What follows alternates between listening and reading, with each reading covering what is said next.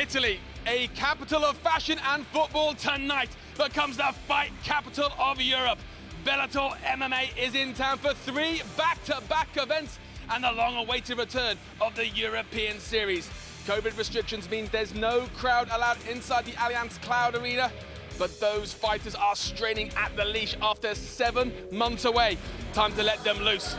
In our main event, 2 men with world title ambitions in an enthralling main event. Birmingham's Fabian Edwards is still unbeaten, but faces his toughest test to date in Costello Van Steenis, who will make a big step forward. Andy Shepherd here with you in Milan, and I can tell you, the atmosphere here this week has been incredible. All these fighters are quite literally chomping at the bit to get back to action. Tonight, our main card is all about the middleweights, as England's Kent Kalpinen faces off against Ireland's Will Fleury. Kalpinen has fond memories of Italy. His first big Bellator win was here. Also, London's Mike Seabass Shipman looks to rebound and show the middleweight division he could be a top-flight contender, but he'll have to go through Italy's Pietro Penini to do so. Those fights coming up later tonight, but we've got a stacked preliminary card for you here in Milan. Tonight, all these fighters step back into the ring after a long time off. How will they cope with these situations? We're about to find out. Here's Dave Farah and Chris Hoekstra. Thanks very much indeed, Andy. Yeah, what a night. Danny Neilan and Claire Lopez, the much talked about Danny Neilan. Lopez is a late developer at the age of 31. They share the same height, Lopez with that big reach advantage. But can she use it against dynamic Danny? Let's get to Craig Stevens.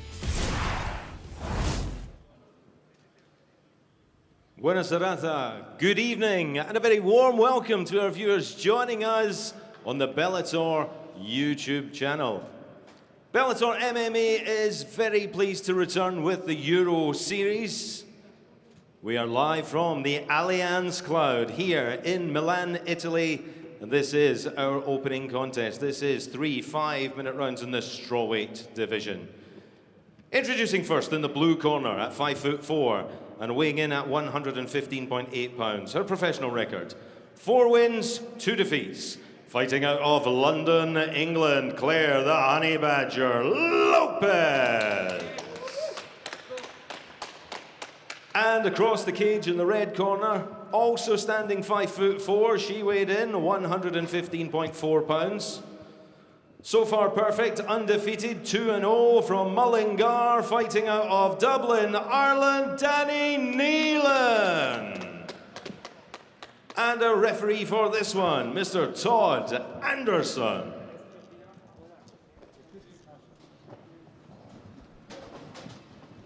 So Danny Neilan in those red gloves against Claire Lopez, the Honey Badger, in her Bellator debut. And we get what should be an enthralling evening underway. I'm delighted to say that joining us here will be Chris Hoekstra. And already action here from Lopez. Good right hand there, Chris. Excellent boxing so far.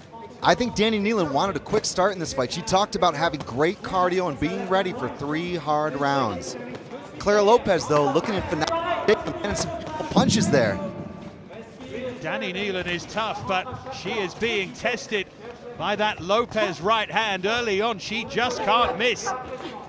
What a journey Claire Lopez has been on to get this chance. She's given up what she described as 2 comfortable lives to take up this sport, and she has Neilan down early, but Neilan did really well to bounce back to her feet.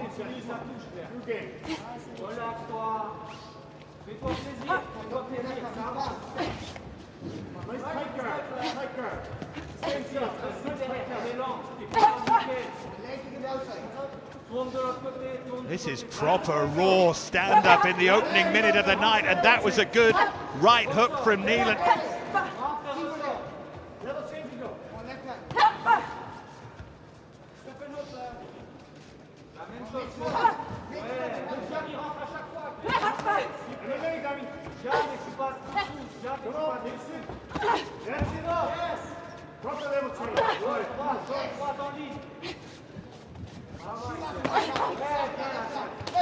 Been off balance on a couple of other occasions here, Neilan.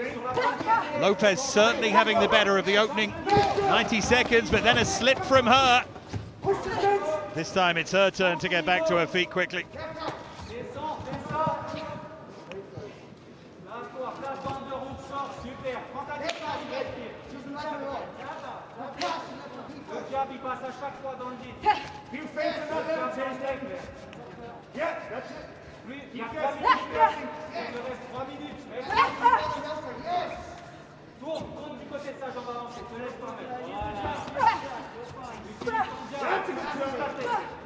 Excellent work there. Good solid left so far. Danny Neilan is coming back into this fight, and I think so far, I'm sorry Dave, I think we had a little bit of a technical issue there with the sound, but I'm back. She was eating the right hand. Claire Lopez just was doing a great job of getting that outside foot position. That southpaw matchup was critical for her success. And Danny was able to get her up to the fence there a moment ago, and Claire circled off. They're very, very well prepared for this scenario, I'm sure. They would have known from Danny's career thus far, that's where she's often at her best. And she talked about being ready for 3 hard rounds. She said the cardio, the energy management is going to be a big difference in this fight.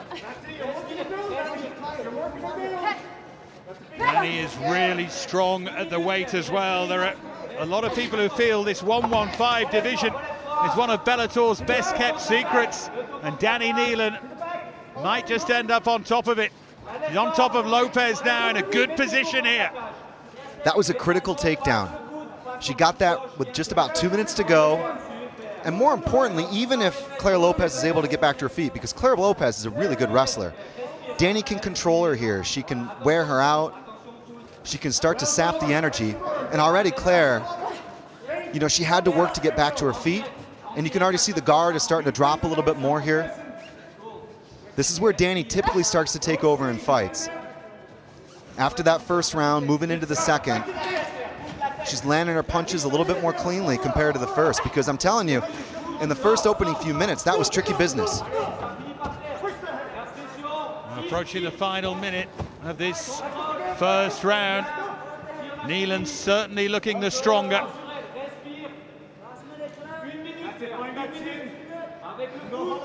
Interesting to see Claire actually hold her and tie her up in this position.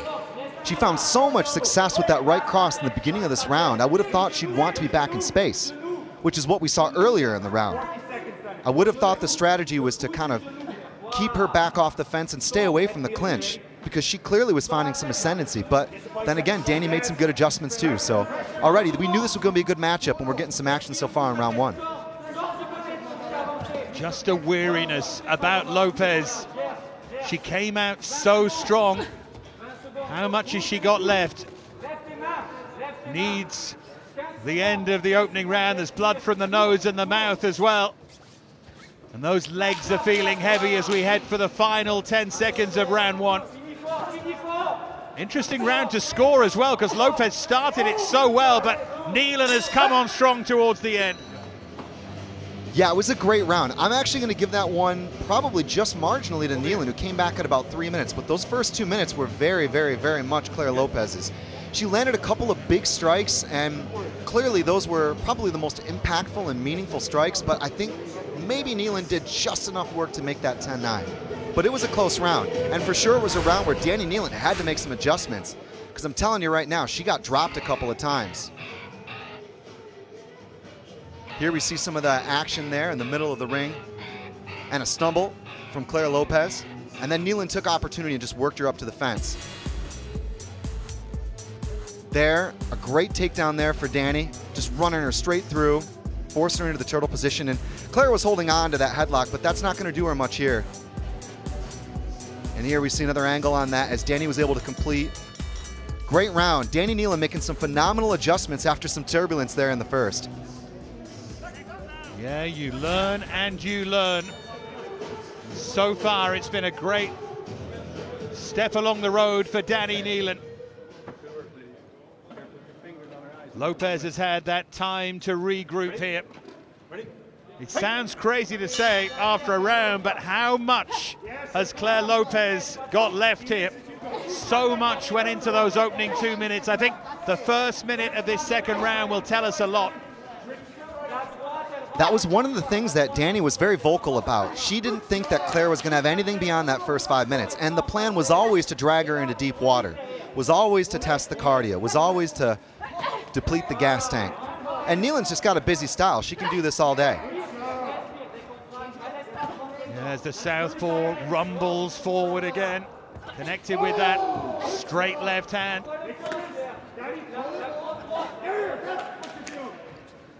I'm really impressed that Danny just has not accepted what Claire was trying to do in the beginning of the round, in a sense that she wasn't afraid to get into there and take one and to give one. Obviously lining up that left straight a few times. And Claire Lopez goes for the shot. She's a great wrestler. She took her down in the middle of the cage as well. I think Danny was slightly surprised. She maybe wasn't expecting that, and therefore a good decision from Claire. Yeah, Lopez promised us surprises, and there's one straight away. Good elbows, though, from Neilan. Lopez in a vulnerable position despite the fact she's on top here. It's the strength and the power of Neilan. Absolutely. She's doing a good job here of mirroring the movements. Neilan's got both of those posts in play, open guard, now spinning for the arm lock. Lopez follows her and just mirrors the hips. She's in nice and deep, trying to shut her down. I'd like to see Lopez work a pass here. It's not going to be enough to sit in the guard. And right now, actually, Neilan's the busier, more effective grappler at this point. Those elbows, those punches, those hammer fists. Lopez is suffering here, Chris. She really is. She's got into that position and she almost doesn't know what to do from there. So impressive, this from Neilan. Yeah, for sure. And she got cracked. I mean, to come back and to turn this fight and to make these adjustments, it's just very impressive. Yeah, here goes Claire Lopez. That was a good elbow she landed. Neilan works her way around, actually had some opportunities there to maybe go for like an omoplata or something, but she used it to stand up. Very smart. It's great to see fighters stand up in the middle of the ring. It's not an easy thing. A lot of times we see people use the cage and the fence to get up, but Danny Neilan looks exceptional here. Now, the one thing she'd like to add is a finish.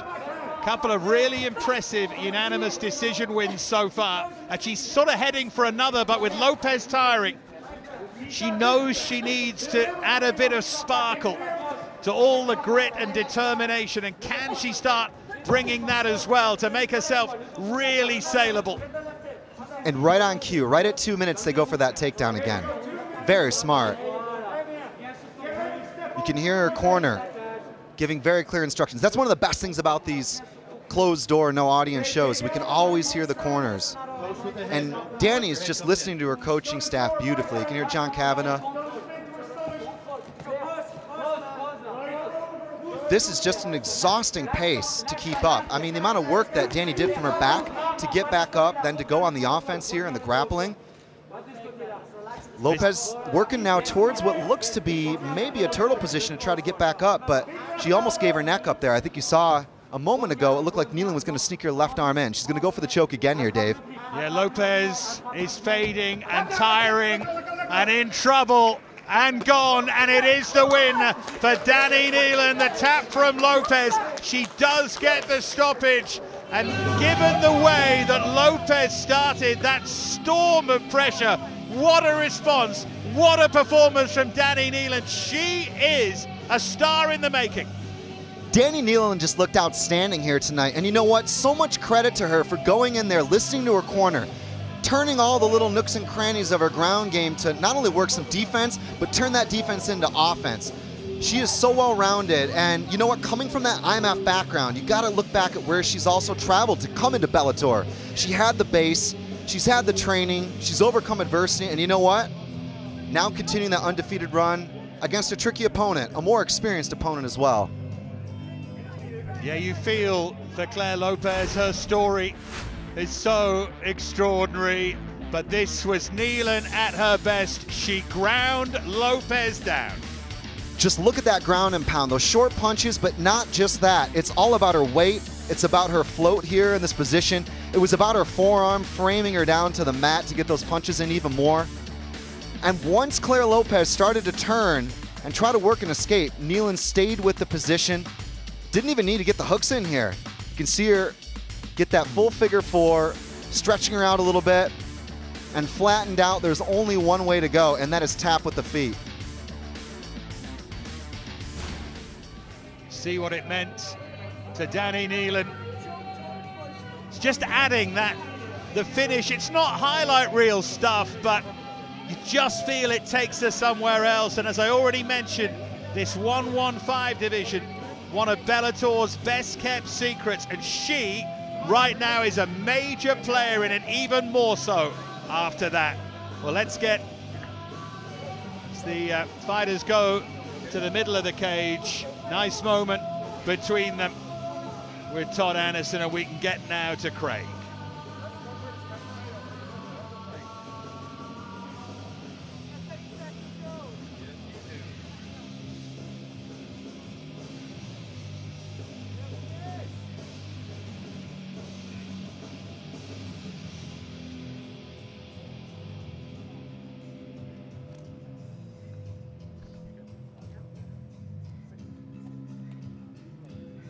Referee Todd Anderson calls a halt to the contest to 3 minutes 45 seconds into round number 2. The winner by rear naked choke. She remains undefeated from Mullingar, Danny Neilan. Great performance from Danny Neilan. She is a fighter who is going places.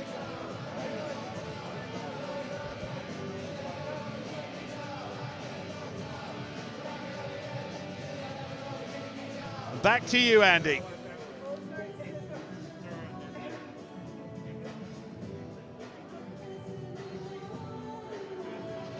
Well, what a way to kick off the night here in Milan. Look, now there are no fans here in the Allianz Cloud Arena, but that doesn't mean I'm here by myself. No. I'm very pleased to be joined by someone who knows exactly what it's like to step into that cage. Indeed, she headlined our last card in Dublin. It's the curse, Leah McCourt. Leah, thank you for joining us here tonight. And look, you've been here all week, you've been amongst the fighters. What's the atmosphere been like? The atmosphere is tense in the hotel. The fighters are so excited to be here. They've been waiting to fight for a long time now.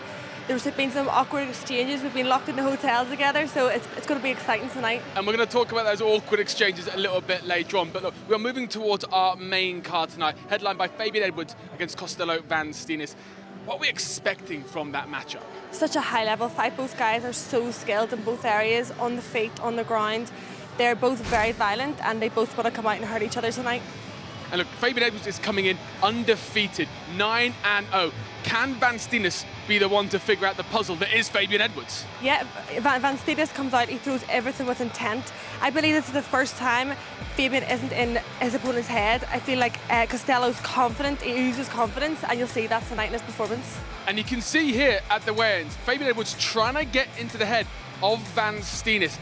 Did he get there? Is he in his head? We're going to find out later tonight. Fabian Edwards looks to go 10-0 here in Milan. What a night we've got ahead of us. But we've got more matches coming up here tonight. The atmosphere here is a unique one. There's no fans. How will the fighters deal with that?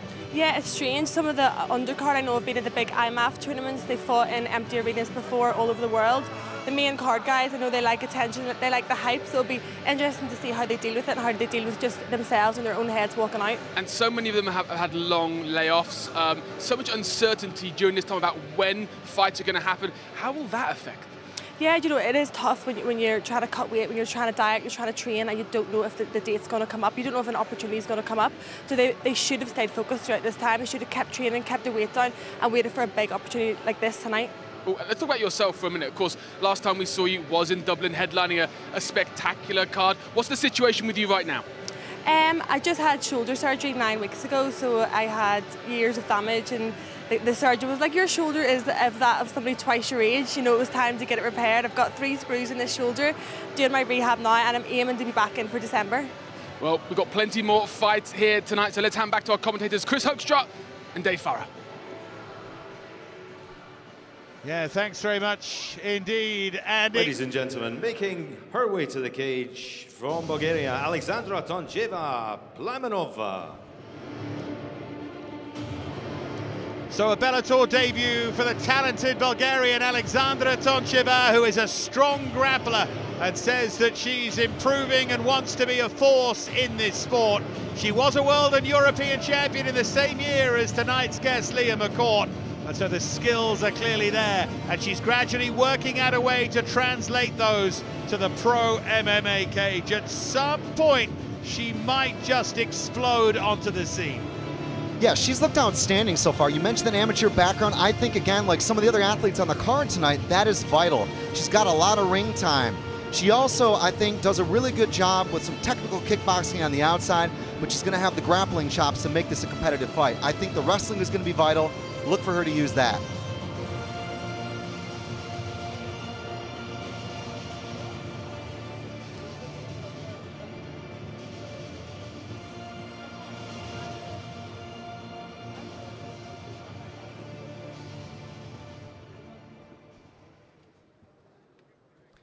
And now from Italy, here comes Penco.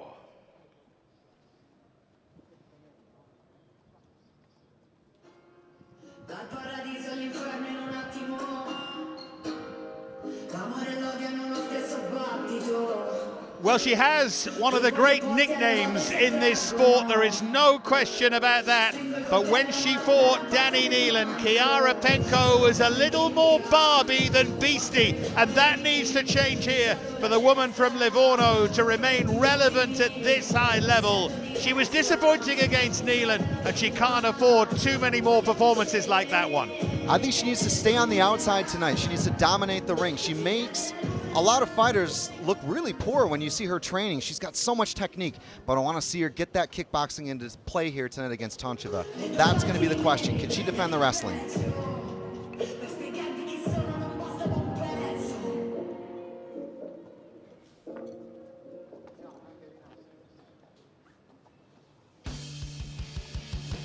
So time to take a look at the tail of the Tate. Penco with that 4-2 record. Toncheva, 4 years her senior.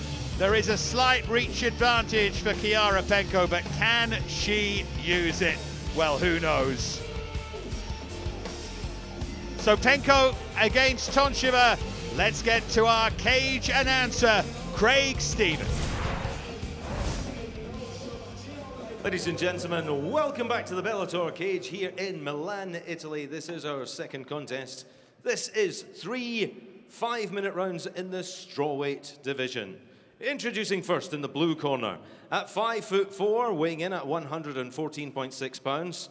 Her professional record, 2 wins, 2 defeats, 1 draw. As an amateur, a 2-times European and IMAF world champion. Fighting out of Varna, Bulgaria, Alessandra Toncheva Plemenova. And across the cage in the red corner, at 5'5" and 115.8 pounds. Her professional record, 4 wins, 2 defeats. Fighting out of Livorno, Italia, Beastie Barbie Penco. A referee once again, Mr. Todd Anderson.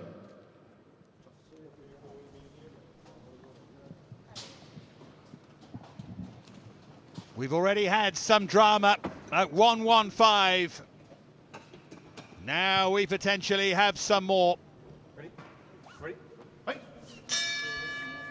Penco in those red gloves, needing a big performance here against Alexandra Toncheva. Good outside leg kick to start from the Italian. A bit of purpose and snap and sharpness is what's required from her. I completely agree. She's got to control the ring. Ring craft, 100%. Now, on the flip side, you can see from Toncheva that she knows on the outside she's got to put some threats out there, whether it's the overhand right to set up the takedown, whether it's even off some kicks. There we go. You can see the overhand. That's going to be to work into the clinch. And usually she's good at taking fighters down off the fence.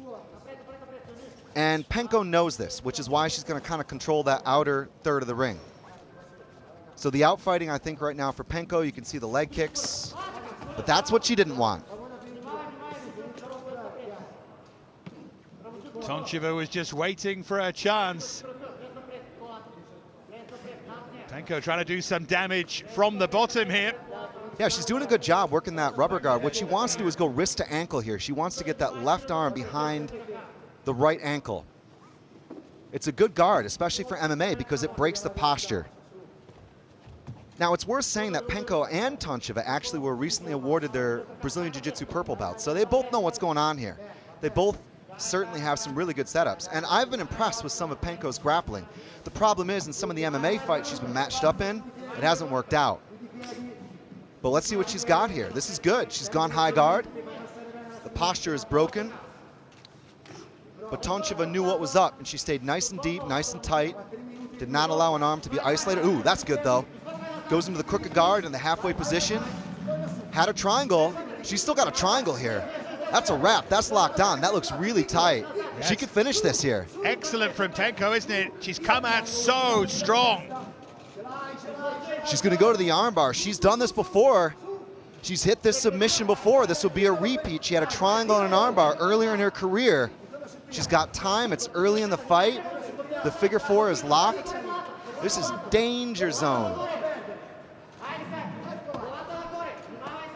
Toncheva trying to fight her way out of it. Penco still locked in, though. Penco needs to pull down on the head. I would look to finish the triangle here. It's very clear that Toncheva is going to try to work with her and move and try to hide her arm. I would go for the triangle finish. You can finish it. The arm doesn't need to be underneath the neck. Now you see how she's trying to actually pull the arm. Usually you work from the elbow. There we go. She stuffed the elbow. That's a lot tighter now. She should be able to finish this. If she hips into it, Toncheva is tough. She really is, isn't she? Back to her feet here, still fighting. Almost brushing it off here. Actually, looking at it, she may not be in as deep as what I thought she was. See, the triangle relies on not only the pressure of your legs against one side of the neck, but the shoulder as well, which is obviously constricted as you pull the arm across and then lock that choke in. But submissions like these, especially at a slightly higher level, they take time sometimes to go on. It looks to me like Toncheva has some breathing space here. Yep. There you go. You can see her actually pulling out. It's not the neatest of escapes or the most technical. And that's, to me, why Penco has gone back to the armbar here. Man. She is unbelievably tough to get out of there. I mean, she clearly found some breathing room and found those little inches. It's that invisible jiu-jitsu. Sometimes in these transitions, it's not exactly evident when it's on or when it's off. I'm blown away, though, at the resilience so far of Toncheva. Yeah, that was tremendous. Should remember, it's still a good round for Chiara Penco so far. But that skill and calmness under severe pressure, we saw it from Leah McCourt, tonight's guest against Judith Ruiz in Dublin, what feels like another world. Saw her escape early on, different position, but same idea mentally. And what will that do to the psychology of this fight, I wonder? The fact that Toncheva managed to get out of that world of trouble she was in. Penco's still working the guard. Toncheva trying to find a way out here, but she needs to open up this guard to pass. She needs to go for something here. It's not enough to hang out in the guard nice and deep and just shut down the offensive movements. In my opinion, the majority of this round has been on the ground, therefore that we'll be looking at which fighter was more effective in their grappling, because that's where the majority of this round has taken place. And for sure at this point, that's Penco. It doesn't matter who's on top. It's in this scoring system about who is looking for those margins to win the fight, the moves that have the potential to end the fight. And in this case, for sure, it was Penco. Great round. Yeah, it's taken a lot out of both of them. Toncheva will be proud and relieved to still be in it after the trouble early on. Here are some of the highlights, Chris. Outstanding work from Toncheva to get that takedown going, but she fell into this position. The overhook for control. You can see already Penco sitting up, reaching for her leg. She knew exactly what to do here. And let's see if we get that triangle set up. Yep, it's the exact same one she used earlier in her career. Very basic stuff. Stuffs the wrist, sneaks the leg through, and it wasn't the first attempt, it was the second and third try. That is submission fighting for you. It's all about chaining those things together. Penco able to get that high guard. We didn't see her go for the triangle maneuvers, but we certainly saw the entries, and man, salivating round two, right? Ready? Absolutely. Here we go. As someone once said,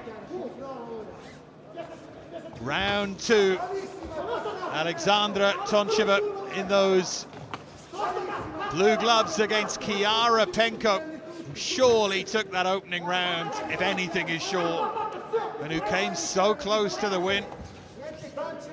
Now they start all over again. How much is it taken out of them? Now Penco's got some data here. She knows for sure that Toncheva was happy to take her down off some of those overhand punches.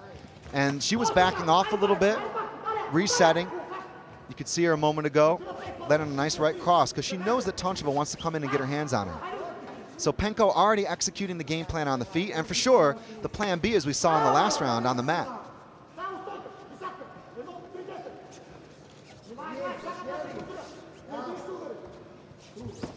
Toncheva almost throwing a wheelhouse right hand there, just milling it in with no real guile.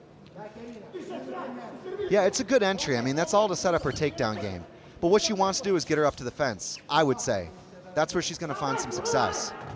But Penco, commanding the reach advantage, I think wants to get behind a nice crisp jab.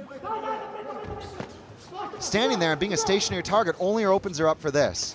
Good work of pivoting off the fence, but Toncheva is finding her mark a few times here. Nice kick as well. Why not throw the kicks? It doesn't seem that Penco is keen to take her down, so if I'm Toncheva, I'm throwing those kicks all day here. She needs more movement here, Penco. She's a real static target. Straight lines from her. Almost looked a little bit frozen there for a while, Penco. She used some energy for sure in that last round. I mean, that's not an easy thing to do, to work like that for several minutes straight. She clearly tried several different ways to finish that triangle, and the different chains of attack. I mean, it's not that she's not trained for that, but it's not exactly the most efficient way to spend 3 or 4 minutes of a fight, especially when you don't finish somebody with it, right? If you throw all your cards on the table and all of a sudden you're tired in the second round because of that, this can be the penalty. It's a terrific kick that from Toncheva to get herself this position. A nice pass attempt here from Toncheva. Up went the legs, and she was ready for it. She's shrugging the legs to the side, getting some good leverage in as well as some punches. She needs to be careful, though. Stepping over the leg. Can she work to half guard here? Well, she's trying to. Penco's good off her back. She showed in that first round. And we're right back to where we were in that crooked guard. That one arm in situation. When one arm is in, things can become a little bit precarious. And here we go, right back to it. Triangle's locked up. But there's some physiological differences, right? Penco's a little bit longer. Toncheva's a little stockier. So sometimes you, as a fighter, might have a good triangle, but you can face an opponent that might be a little bit less susceptible to it. And so that's where Toncheva's been able to find some breathing room, as we saw in the last round. Similar situation, the triangle's on, but she's clearly not as flustered. Penco doing a good job of turning the corner and trying to get some angle on that. And punching to stay busy, but again, if I were her, I would really just try to pull her in a little bit deeper on that choke because it's on. She's looking up at the referee, yeah. Start to protect yourself. And you can hear the message there. Todd Anderson, protect yourself. Penco's almost trying to convince him here to stop it. But in my opinion, Toncheva's trying to find a way out here. It's not the most educated defense. There's a number of other ways to get out of this. You gotta get out of there, start protecting yourself. We can hear the message. He's doing the commentary for us. The thing is, though, if I'm the ref, I've looked at that last round, and I know that this is exactly what Toncheva did to try to find her way out of there. So, but then again, it's not quite as much effort. Oh, no, that's it. There is the win. He could only let her take so much, and I said right at the start that Chiara Penco needed a win desperately, and look at the emotion now. She gets the win. Unbelievable. Penco, just enough work. And you know what, for sure, Toncheva was trying, but I totally understand that stoppage because Penco, it was one-way traffic. The triangle was on, the hammer fists were coming in, and Toncheva was unable to find a way out or, moreover, an improve her position. So I can understand that stoppage. What a fight. What a performance from Penco, and what an ability to be thrown into adversity and come out on top. Magnificent. Yeah, here are the highlights. Wasn't it great as well to, after such a hard time, to see the emotion there? What went into this performance for both of these women, but for Penco in particular, who was criticised so much after the defeat by Dani Neilan. For her to get this meant the world to her.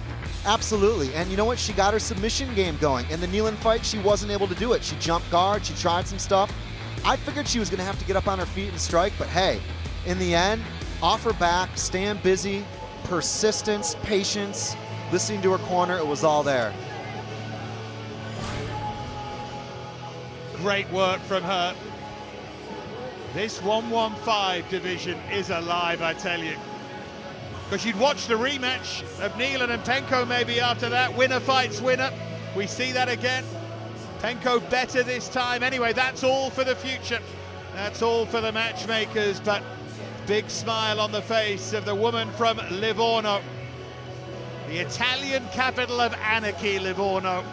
The clenched fist salute and all that, and she threw some anarchy in that cage tonight.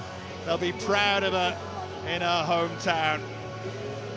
Well, we're going to make it official in just a moment. Time for everyone to take a breath. Two sides to the story. Let's get now to our cage announcer, Craig Stevens.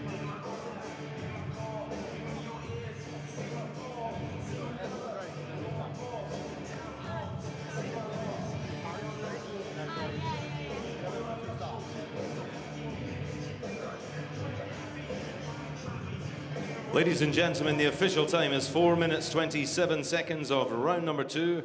Referee Todd Anderson stops the contest. The winner by TKO, unanswered strikes from Livorno, Italia, Chiara Beastie Barbie Penco. Put quite simply, Beastie Barbie's back. Chiara Penco with a massive win.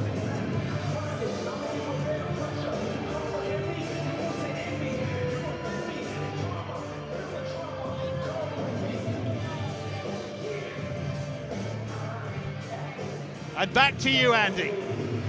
Two fantastic contests to kick off the preliminary matches here in Milan, but we are moving towards our main card. Lots of anticipation around three fantastic middleweight clashes. Of course, top of the card, Fabian Edwards will face off against Costello van Steenis. Also, Will Fury will go up against Kent Kauppinen, but a match that many people are intrigued by is Mike Shipman and Pietro Penini. That's a really intriguing contest. Two fighters coming in at very different points of their career, both physically and mentally. What are we going to expect from Shipman versus Penini? Yeah, Panini's come off a massive win over Charlie Ward. He got so much confidence from that. He said the longer the rounds went on, the more punches he took, he gained confidence. He's like, I belong here, this is where I should be. You know, Mike's coming off 2 losses, but look who he's lost to. He's lost to the 2 guys that are headlining tonight. And I always say you have to be a champion, to be a world champion at MMA, you have to know how to lose and come back and reflect on your performances. Yeah, Mike Seabass Shipman it's got to have knocked his confidence. He only lost 1 contest before those last 2 fights, now on a 2-fight slide. How much is confidence key when you're a fighter? Yeah, you have to believe in yourself and believe in your skills. You know, he is coming off 2 losses, but he believes he's went away and went back to the drawing board and found where he's made his mistakes. He's took more time for recovery, more time to even implement his own thoughts and ideas into his training camp and his fighting, you know. So I think he will be confident, but he'll have a point to prove tonight. Well, that match coming up later tonight. But coming up next is an intriguing affair. Many people are saying this could be one of the sleeper contests on this matchup. It's a featherweight matchup with Richie Smullen versus Harry Hardwick.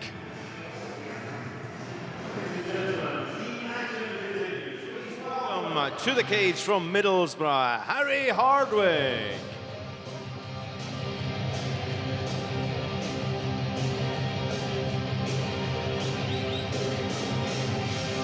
Well, we're going to see Cal Eleanor in action against James Gallagher next Saturday night. And this man, Harry Hardwick, knows all about Cal Pacino. He spars and trains with him and comes here off the back of a win against Nathan Rose on his Bellator debut. A fearsome grappler who sets a relentless pace. He's going to be a big challenge. Love this guy. Great kicks, great punches, always comes forward, always in shape, and you got to watch out for that ground game.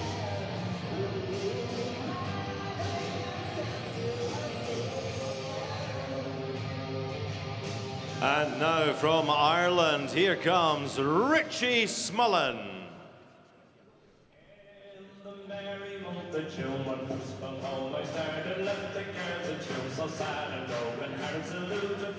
Well, Richie Smullen suffered his first Bellator defeat last time against Albert Diaz. He felt he won that fight.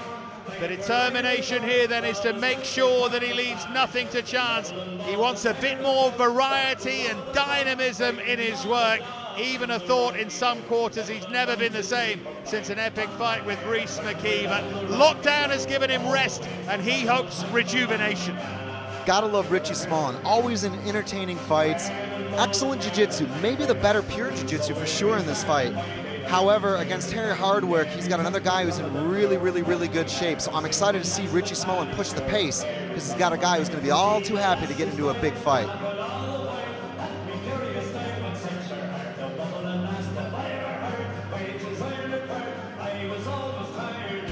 Tail of the tape then, Richie Smullen and Harry Hardwick. Smullen, 4 years older. Hardwick is certainly fresh.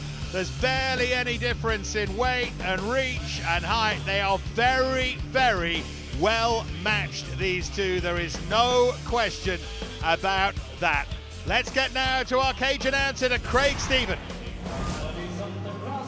Ladies and gentlemen, welcome back to the Bellator cage here in Milan, Italy, the Allianz Cloud. Bellator MMA is very proud to bring you 3 5-minute rounds in the featherweight division. Introducing, in the blue corner, at 5'10", weighing in at 145 pounds even, his professional record, 5 wins, 2 defeats. Fighting out of Middlesbrough, England, Harry Houdini Hardwick. And across the cage in the red corner at 5'9", weighing in at 145.2 pounds. His professional record, 5 wins, 2 defeats, 1 draw. From Arklow Town, fighting out of Dublin, Ireland, Richie Smullen. And a referee for this one, Mr. Dan Mergliotta.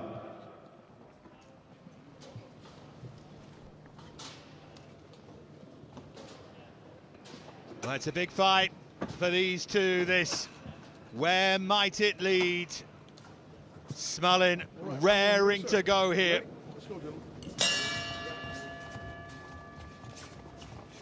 Real quality on the ground from both of these men. Hardwick's brother features later on the card, but now it's Harry's turn, and it's Smullen with the early pressure here. Excellent from Smullen. This is exactly where we would want to get the fight early. For me, I was curious to see how the boxing was going to play out because I know Smullen had worked an awful lot on it, but this is his ace. Hardwick loves the ground fight, and he's really game everywhere, but I would have guessed he would have wanted to stay behind a long jab, stick and move, maybe point fight for the first 5 minutes, not get into a dry grappling exchange because Smullen is so dangerous, particularly with the leg locks. Let's see what he can do here. Hardwick holding onto a guillotine, but I would say that's going to be futile as Smullen is able to clear the legs. Hardwick could have used that to get back up, but Smullen quite correctly has turned him away from the fence. I think we always knew how this would play out in terms of geography, and straight away that's where we are. Yeah, 100%. Look at this though, Hardwick trying to re-guard. It looks to me like he did have his hands clasped, but he's released it and re-gripped a couple of times. I mean, you can finish these submissions for sure, but it can be a fool's errand unless you're really committed and able to get the bite that you need on the neck. And I have a feeling that Smullen's going to be able to fight this. Prior to that, Nathan Rosewin, he beat Cameron Hardy with a guillotine. Tough man, Harry Hardwick. He's a little bit critical of Smullen in the build-up, in a polite way, in a classy way, but he said there are mistakes there. He does strange things in the cage, and I'm ready to take advantage.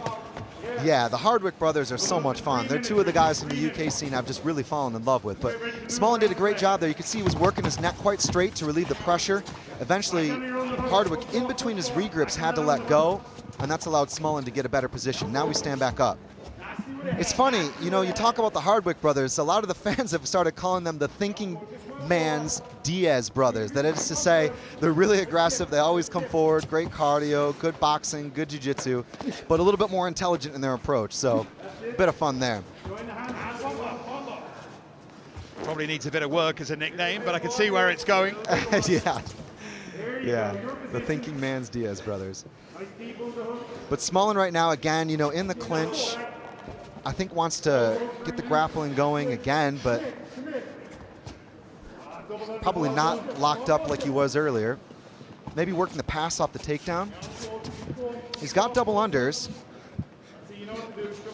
Hardwick doing a good job of trying to frame and push away, maybe open up an elbow or something.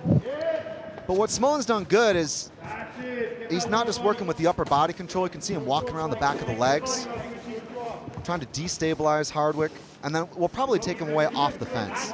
I don't think he wants to take him into the fence because that will allow Hardwick a better takedown defense, if you will. The thing I loved about the build-up to this is they both talked about the relentless pace that they set. They try and outwork their opponents to that extent, and when two fighters say that when they're meeting each other, you know you're in for some fun. It's going to be a real cardio test, this, as well as, of course, considerable skill.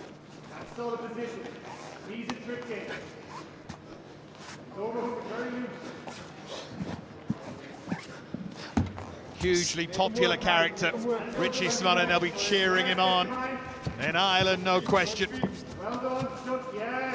This is better now for Smullen. Now he's finally cleared behind the hips. He's got a lot of different options for a takedown here. He's maintaining position, though. It looks to me like he wants to try to peel him in towards the middle of the ring by tripping out one of those legs. That's what he's been going for a couple of times. Now Hardwick has reached in for a figure four counter. So holding on to the Kimura grip here. Smullen recognizes that, is staying with him here to disallow that. Smullen's going to swap up now. High crotch, beautiful. Excellent, excellent, excellent. Very smart decision making here from Richie Smullen. He didn't stay with the one takedown, he went to a different one. And it's one I don't think that Hardwick felt coming. Not to say he couldn't see it, but you got to feel it in those clinch situations. And now here away from the fence, Smullen can work some magic. Not much time in which to do it though, of course. Yeah, 20 seconds remain, and remember you're dealing with a fighter here whose nickname is Houdini. Harry Hardwick. Series of escapes in his second professional fight against Robbie Fallon earned him that nickname. He is very good in these positions, but it's a good finish. Strong this from Smullen. Here's the regard there from Hardwick, and he slaps the triangle on. That's what I'm talking about.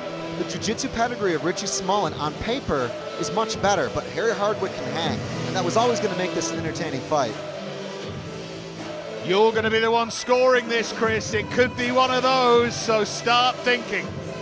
Yeah, I'm right there with you, buddy. For me, that was Richie Smullen's round, but it was not a round where Hardwick was completely outfoxed as of yet, so interesting. Really, really, really interesting.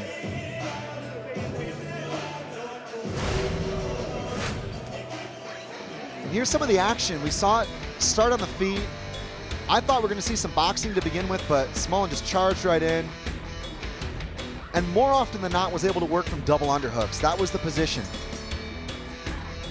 Falling here into guard. Hardwick working really, really profusely there on that neck. Just like a dog on a bone. He didn't want to let go, but he wasn't able to get anything from it at the end. Smullen clearing that.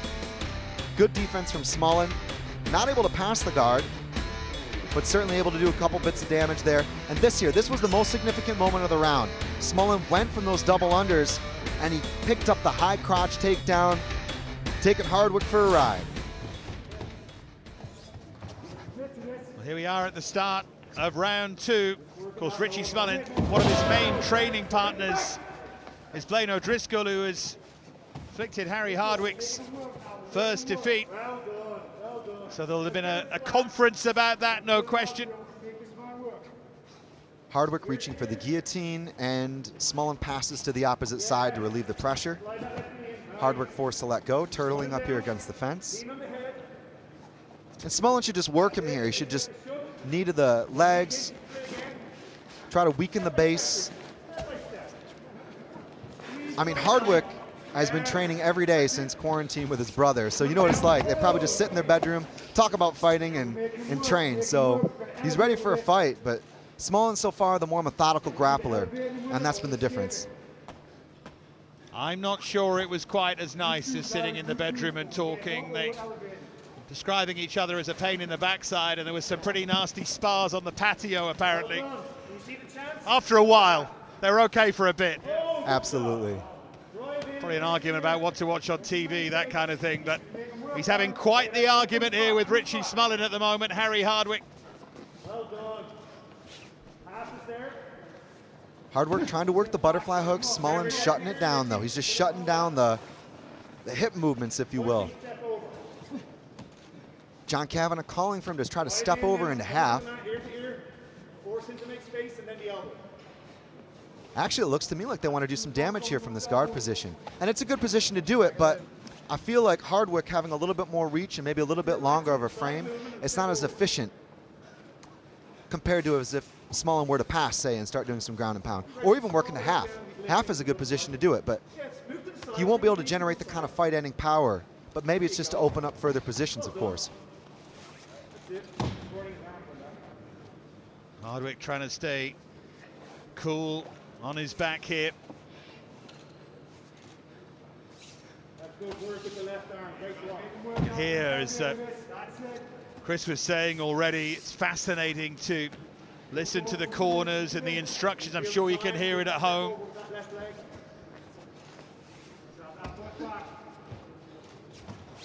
Nice use of the elevator hook there. Hardwick is using that to try to stifle the pass and stay with this. But I feel like holding on to that neck is just a poor use of energy. I mean, okay, Smullen is in some jeopardy here. He may have what looks to be like a barbell grip, but again, Smullen's just able to find breathing space and is able to try and work and open up here. A pass. As he flays his hips here, you can hear John Kavanagh calling for that.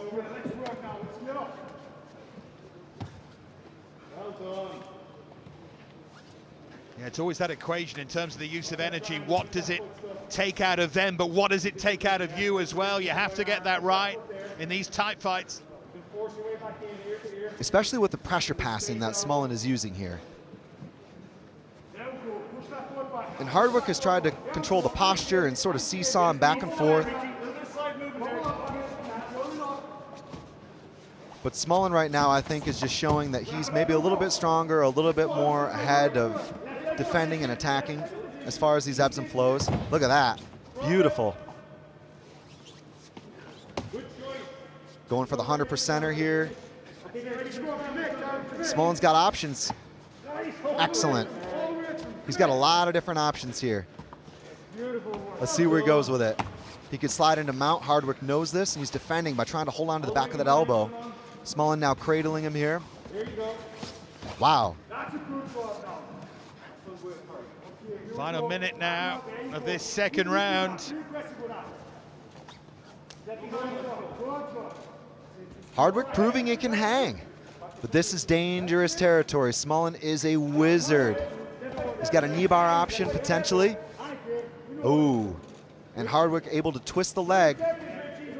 Now Smullen will probably drop for a heel hook. Yep, that's the one. Yeah, 2 wins by heel hook for Richie Smullen. He was looking for it. He's got good control of the knee line. He's reaping the knee here. He's in deep enough. Hardwick is in some tricky spaces. Just 10 seconds though. Nice backspin here from Hardwick. Now we can go inside heel hook, but I think the clock is his friend right now, and it's Smullen's enemy. Yeah, there's the end of round 2. Good stuff this, Richie Smullen and Harry Hardwick. I'm not gonna put any words in your mouth in terms of the scoring. I know what I think, I know what a lot of people at home will think. What do you think? I've got Smullen ahead.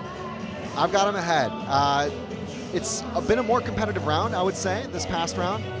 But at the end of the day, I think Smullen's up 20-18. And at the end of the day, I think Hardwick's got to come up with a different strategy here. Let's take a look at some of Smullen's handiwork. That was gorgeous, just rolling with it, staying with it. Hardwick with some persistence here, but Smullen was able to capitalize, I believe, from here, eventually ending up in half. You can see him there, step that right leg through. And here was the leg lock transition. There would have been a knee bar, but Hardwick back spinning, and then again turning back the other way to make sure he couldn't get that. The key feature was that he was deep in along the knee, right? He was deep in enough to get that leg reap and that control. So it's a good space for Smullen. It's a space he's finished fights in MMA many times. All right. Dan Brigliotta gets us underway for our third and final round. You do feel that Hardwick needs to completely change the tide of this fight. Smullen not definitively 2 up, but surely he is. Every chance anyway. Right hand there from Hardwick, and then switching momentarily. Trying to make Smullen think, trying to stay on his feet, trying to use those long levers here. This is exactly what I would have said that Hardwick was going to do from the start. Straight punches and bunches, be elusive on the feet, cut the angles. But this is what I mean about the Diaz thing, right? It's the third round, and he's as fresh as he was in the first. And if Smullen is tired at all, Hardwick gets a good round in here. Those are going to be the steps to success. He's got to try to open something up. He needs a really big round. You know, he needs a 10-8 or a 10-7 or a stoppage, in my opinion. Getting that jab into Smullen's face, then a left hook and a right hook. Now that's better from Hardwick. Trying to make a dent here in Richie Smullen, who swings and misses.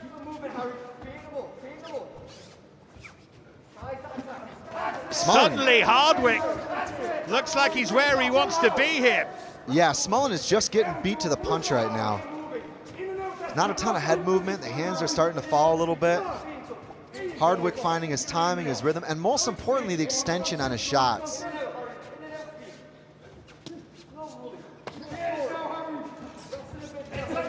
There was a smile from Richie when he landed that leg kick, but that's not a good smile.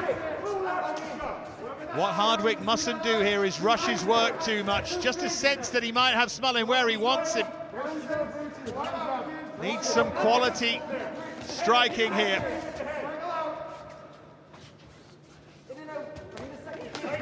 Another good left hook. Little uppercut as well there from Hardwick. Excellent from him.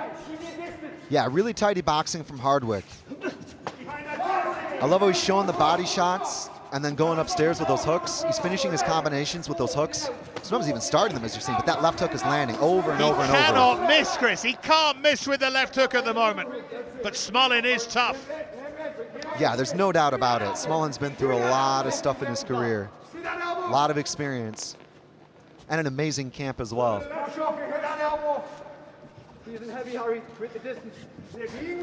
He trained in lockdown with one of the Irish boxing coaches, Richie Smullen, trying to work on his boxing. He might just need it here, although he's trying to close Hardwick down. I like the fact that he's crowding Hardwick here. Nice and tight to disallow any reach advantage or any power in the clinch with those short shots. Now try to take him down below the waist here. You could drop for something. He might drop for a single or run the pipe away from the fence. You can see how he's got those, the knees pinched around the leg a moment ago with the single leg. Hardwick adjusts and frames it on the leg, now pushes away. Look at that. Nice work from Hardwick. That's good. He got off the fence, snapped him down. Both guys are really feeling the pace here. This has been an exhausting fight for sure. Yeah, we knew they would. They both promised it. Smullen looking for a sweep. He had a sweep option there. He dropped for the leg lock, but he couldn't get it, so he was looking for a sweep. Now he may revert to the leg lock entry. Yeah, they just shouted last minute, Richie, and I think he was relieved to hear it. If nothing else, if he can tie Hardwick up here, that's going to make it, I think, a 10-9 round for Hardwick and 29-28 for Smullen. You took the words out of my mouth. The one thing you needed to avoid was a 10-8 or worse. And if it had carried on that way, landing that left hook, well, it could have been a different story, but this just ties things up a bit unless Hardwick can find something in this last 30 seconds plus. And this is a situation where Hardwick has to pay attention to every single detail. The nuances of the leg lock game are a maze for many, but it's home turf for Richie Smullen.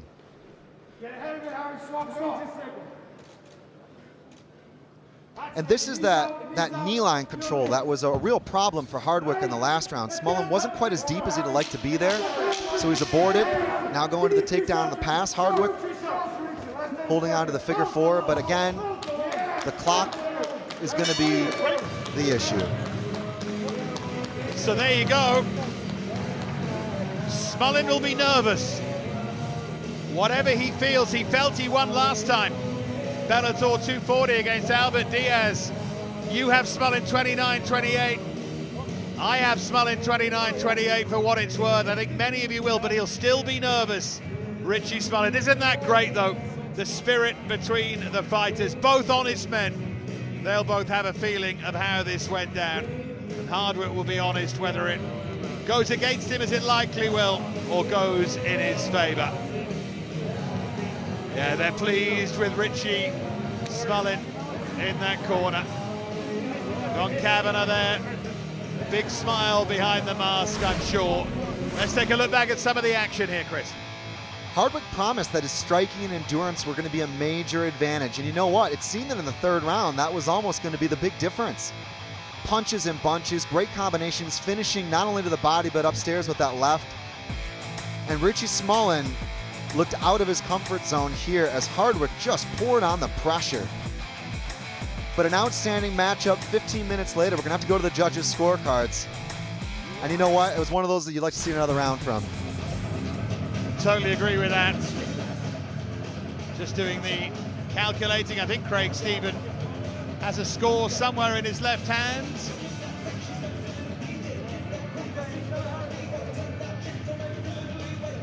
Well, it's time to find out in which way it has gone. Let us get to Craig Stephen. Ladies and gentlemen, we go to our judges' score totals. Judges Douglas Crosby, Salvatore D'Amato, and Jaron Valel all see the contest 29-28. The winner from Arklow Town, Richie Smullen. He gets it this time, 29-28. Smullen winning the opening two, and Hardwick too little, too late. It was every bit as good as we'd hoped. And for Richie Smullen, he's back with a win.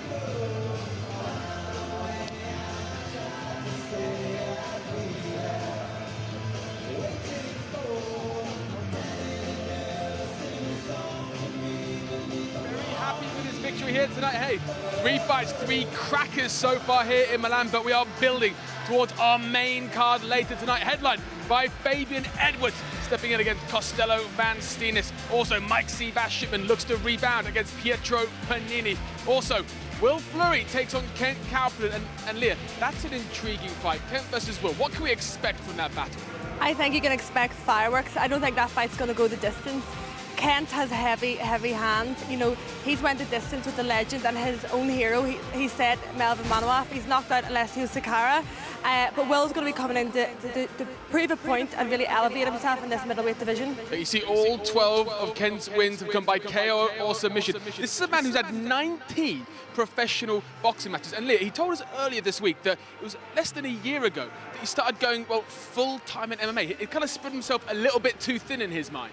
Yeah, he said back when he was fighting the likes of Fabian, he was only training 2-3 times a week. He says it's only the last 18 months that he's actually focused only on MMA. He was spending time doing 5 different sports.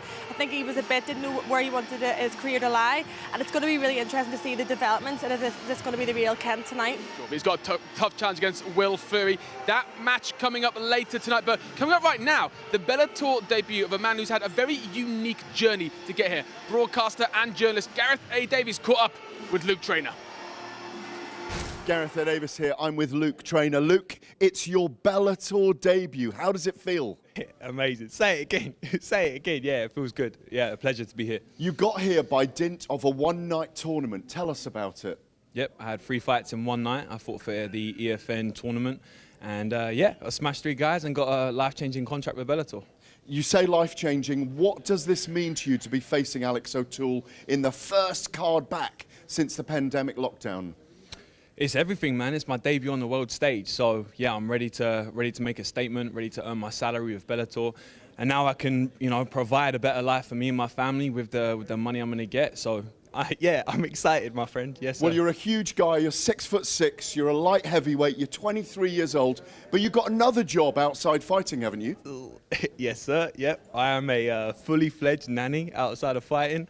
I'm Nanny McPhee with a thicker beard. But yeah, so when I'm not in a cage fighting, I look after children, and I also do some work with children in care. So yeah. So there's no one being naughty around you? No, they do. They still play about. But yeah, it's all good, man. I love it. I love it. It's a good balance. Best of luck on your debut. Thank you, sir. Appreciate that. What a story. Up next is a light heavyweight bout as Luke Trainer takes on Alex O'Toole. Ladies and gentlemen, an all-English contest coming to the cage from Southend, Alex O'Toole. Well, Alex O'Toole, at the age of 29, may just have earned himself gatekeeper status, dance partner for the likes of Luke Trainer, but he has that status for a reason. He is rock solid, has a strong winning record. He will test Trainer here, don't worry about that. Far more experience, and he knows it. And he's had time to think in lockdown. We may yet see a fighter reborn here tonight. He's got a great team. He's got some good guys like Walter Kahadza, Stav Economy, a lot of veterans.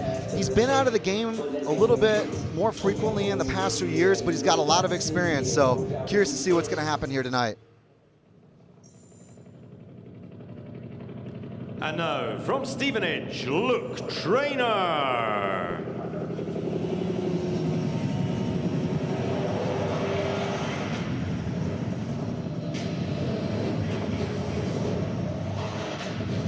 Well, Luke Trainer has some story, a very different kind of MMA fighter who wants to be known as the Gent, and one who came close to losing his mum Mandy to COVID-19. She is watching him tonight proudly and nervously, and we send our very best wishes to you and hope you're doing well.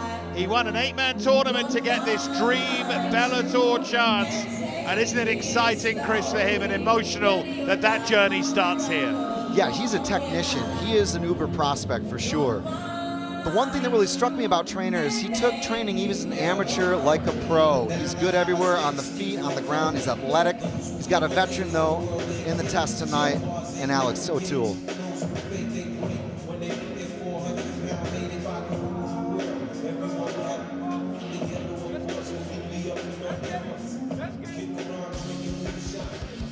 Tail of the tape looks like this. Look at the advantages here for Luke Trainer. In fact, let's focus on one of them, the one right in the middle of that list. Height, 6'6", Luke Trainer against 5'11", Alex O'Toole, and that means a reach advantage of 78.5 against 72. Experience for O'Toole, Trainer's favorite though. Let's get to Craig Stephen. Ladies and gentlemen, we're back in the Bellator cage from Milan, Italy, and this is 3 5-minute rounds in the light heavyweight division. Introducing first, in the blue corner, standing 6'2" and weighing 204 pounds even. His professional record, 4 wins, 3 defeats, 1 draw, 1 no contest. From Southend-on-Sea, England, he is the Chi Master, Alex O'Toole.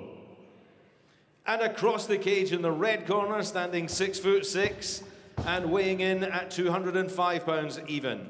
His professional record so far perfect, undefeated at 3-0, fighting out of Stevenage, Hertfordshire, England. Tonight making his Bellator debut, Luke the Gent Trainer. Referee for this one, Mr. Todd Anderson. Well, every day, Luke Trainer says he's trying to become a well-rounded savage. Sums up his approach to this sport, his approach to life as well, as we heard from him before this. Trainer in the red gloves against O'Toole, who potentially has his hands full here, the man from Southend-on-Sea. Interesting. Alex O'Toole goes straight for the takedown. I figured he had to make this a really messy, aggressive fight right away because Luke Trainer has got reach, probably speed, and certainly athleticism in some positions, especially on the outside. So Good stuff here from Alex, but he's given up his back. This is bad news. Luke Trainer is so good in these positions, and I think that what he really wants to do here is make sure early in the fight that he establishes control, and Alex O'Toole is going to have a real big struggle here on the cards. Looks so powerful at the weight, doesn't he? Luke Trainer says that O'Toole does not belong in there with him. It's a sort of refreshing arrogance, confidence from Trainer. And look at this O'Toole already under pressure here, covering up. Todd Anderson wants him to get out of there. And Trainer is piling it on. He needs to protect himself. Trainer going for the early finish here. He is just hanging on O'Toole, but only just. And it's over. And Trainer makes it 4-0. Someone said to me before, this guy could be a poster boy for Bellator for years to come, and that was a star performance. Luke Trainer was able to get that position, cinch up the body triangle, and Alex O'Toole was never in this fight. For sure, O'Toole's been in the MMA game for a decade, but Luke Trainer, the new kid on the block, has been super active lately, just looked phenomenal tonight. That was a perfect fight. He got there, got the ground and pound going, cinched up the position, stayed in control. Let's take a look at it here. Now, O'Toole actually initiated the grappling, and I think that was probably smart considering the reach advantage that Trainer had, but Trainer took his back like a ninja, locked up that body triangle, already disrupting the breathing, and implementing control with authority here.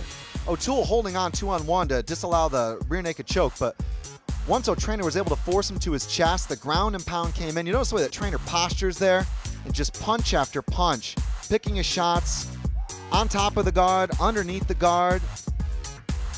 And Alex O'Toole had nothing left.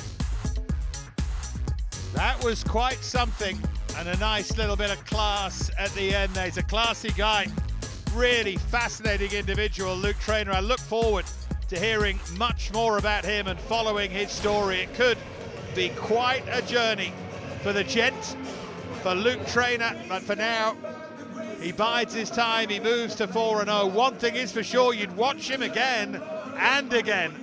Won't it be interesting to see what level he gets to?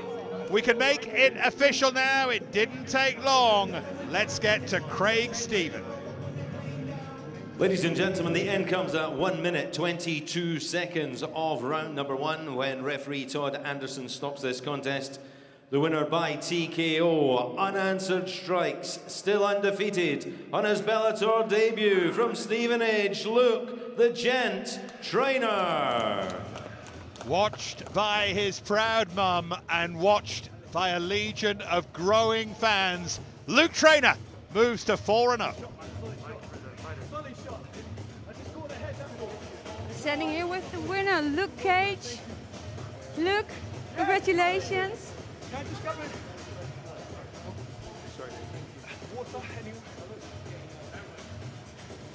Congratulations, Luke. Yeah, we'll get you some water. Thank you, boss.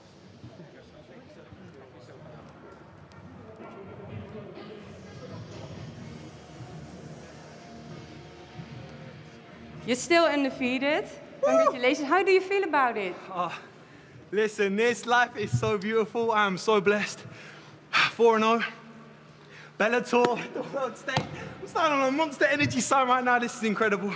Just want to shout out to my mum and my sister. Whatever camera you're on, I love you both. I know you couldn't be here tonight, but you were here. Thank you, guys. I love you both very much. Mwah, Mum, LJ. Mwah. Sorry. No. It feels good. It feels great. It was really good. It was an amazing performance.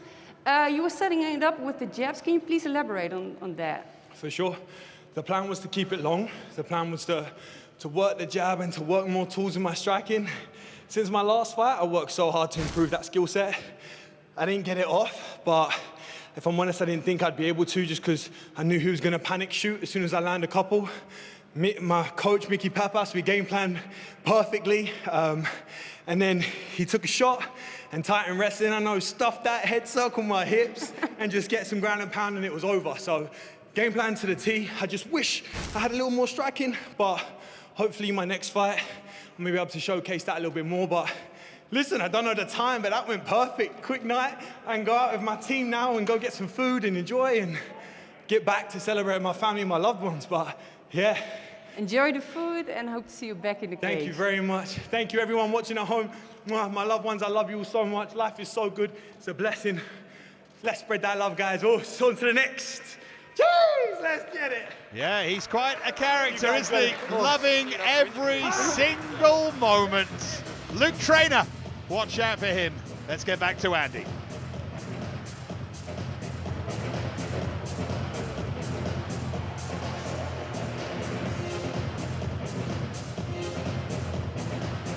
Does everyone else want Luke Trainer to be their new best friend? What a performance there, but of course we are pushing towards our main card tonight. Fabian Edwards, top of the build, puts his undefeated streak on the line against Costello van Steenis. But plenty more action coming up here on the prelims. But before we get to that, I want to hand back to Gareth A. Davies, who yesterday caught up with Edwards to get his thoughts ahead of this big clash. Here with headliner Fabian Edwards. Fabian, what kicked off at the weigh-in with you and Van Steenis? Nothing kicked off. Nothing kicked off. I was just telling him what I thought of him. You know, he's very stiff. When I see him, he don't say nothing. You know what I mean? I walk past him in the restaurant, he's looking up all scared. You know what I mean? And then he's trying to talk that. When I see him, I don't say nothing. I've only seen him in the restaurant, and he looks scared then. So let's see on Saturday when I go forward. Let's see what he says then. Did you take something from that face-off? I think he's nervous. He's going to come out explosive and gas himself out. I've said it. It's a second-round stoppage on my part. He said that he's going to shut you up for the rest of the division because all the middleweights don't like you. That's all right. That's cool. I don't like none of them either. You know what I mean? I found the main card is all middleweights, and I fought a few of them. I beat all of them, and there's one that want to fight me. So I don't like any of them anyway. So he ain't going to do that. And how important is victory for you for your march towards the title fight? It's very important, but each fight's important. You know, my first fight, my amateur debut was important just as much as this is for me personally. You know what I mean? I don't treat any fight different, and that's how I've always kept it. And are you already ready for the likes of Douglas Lima and Gegard Mousasi? Yeah, they're similar styles. If you watch their style compared to his, they're very similar. Dutch, slow on the legs, so that sort of style is perfect for me. Fabian Edwards not looking to make any friends in the middleweight division. That's our main event tonight. But right now, bantamweight action as Franz Malambo takes on Corey Tate. Ladies and gentlemen, making his way to the cage from England, Corey Tate. Well, Corey Tate makes his Bellator debut and faces a test of level. Potential big fights down the road if he impresses, a long road back if he fails. He feels he's been overlooked a lot. He wants to entertain and prove he can finish. He is a singular man who trains himself. Only he knows deep down whether he truly belongs here with Franz Malambo. He's got slick kickboxing, super scrappy, always looking to sneak something in. Really strong work rate. I think this fight is going to be a barn burner. This is one of the best ones on the undercard for me.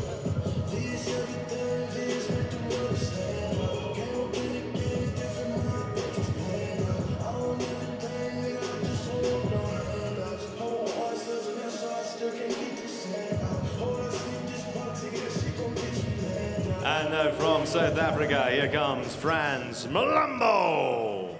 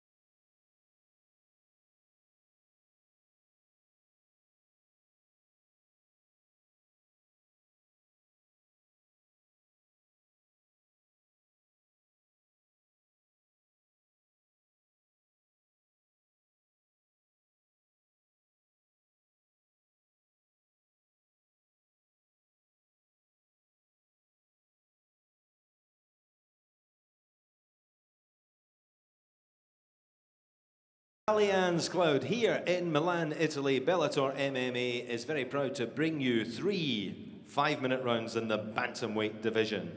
Introducing in the blue corner, at 5 foot 7 inches tall, weighing in at 135.2 pounds. His professional record, 10 wins, 5 defeats. Fighting out of London, England, he is Capcom Corey Tate. And across the cage in the red corner, at 5 foot 10 and 134 pounds even, his professional record, 8 wins, 5 defeats. From Johannesburg, South Africa, fighting out of Dublin, Ireland, he is the Zulu Irishman, Franz, the Black Mamba, Malambo. And a referee for this one, once again, Mr. Dan Mergliotta.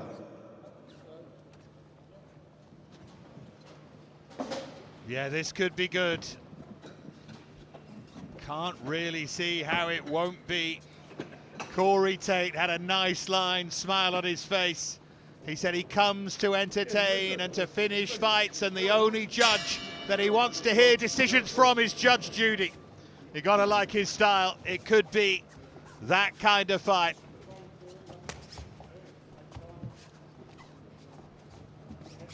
Southpaw orthodox, but both guys are self-described switch hitters, so they're going to be competent in both positions. I feel like Malambo is going to look to counter more. I mentioned it during the walkout. For me, Tate preempting already here on these exchanges and landing. Nice lead left hook there from Tate. Good leg kick, though, in response from Malambo. Yeah, ruthless response. He saw that Tate was a little bit heavy on that lead leg, and he booted him. Look at that. Malambo spinning, realized he was kind of out of space, and actually dipped down to pick up the takedown if it was there. He's got really good wrestling. We don't see it very often, but when it's there, he can get it out. But look at Tate, man. Tate can bang. Tate can really throw a lot. I mean, at this weight class, he's got power. And there is such a thrill when you get two come-forward fighters who fight at such speed as well. Malambo caught by Bandejas in round 2 last time. He'll be a little bit more wary here. Said he's learned from that mistake. Very bread and butter combination so far from Tate. Nothing too flashy. They call him Capcom because he throws a lot of things out of a video game, and he's got a front kick to the face knockout before it was fashionable, before Anderson Silva made it fashionable. So he's got the moves, but right now it's just very basic stuff, and he's landing. Got to kick somewhere else then, which is why we have the pause for him to recover. Yeah, small offsides play there, up to 5 minutes on the clock.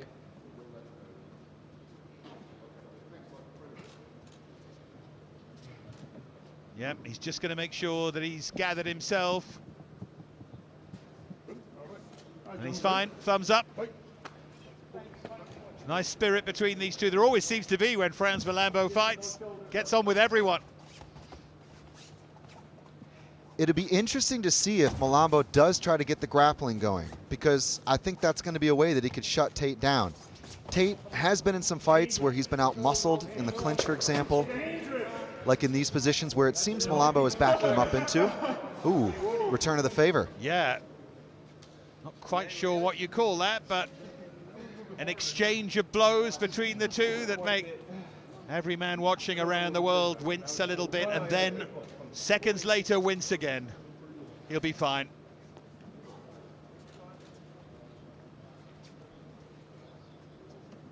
Both a little over-eager. Needs to take all the time he has, yep.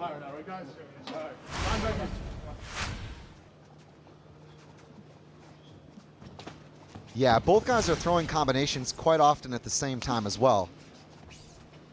On the same beat, if you will, just like this. Both guys are throwing simultaneously. So no one's looking to try to pull a counter, maybe the beat after somebody throws something, for example, because that's sometimes the way that we see these striking matches play out. There we go. Tate kicks, Malambo throws the right, and there's the takedown. This might be the path of least resistance for Malambo, because he probably has the edge in wrestling, in my opinion, over Tate. particularly, you know, given who he trains with, and moreover, who he's trained with through this pandemic. Let's not forget, many of these guys haven't been able to get their regular training in. And I know for sure that that was a problem for Tate. I think he said he coached himself, if I'm not mistaken. Yeah, that's right. Yeah, he describes himself as his own head coach. Those two things might not be the same, but that's from his mouth. Trains out of Wizard Mai Tai in London, but doesn't name a head coach. Nice. Malambo going to that chin strap. Adjusts his hips, trying to pry his way out of half. Pivots his hips to avoid being put into this position. Ooh, but now he's had to concede guard. Does Tate want to stand here? Or stay here, rather? He's on the end of some elbows there from Malambo.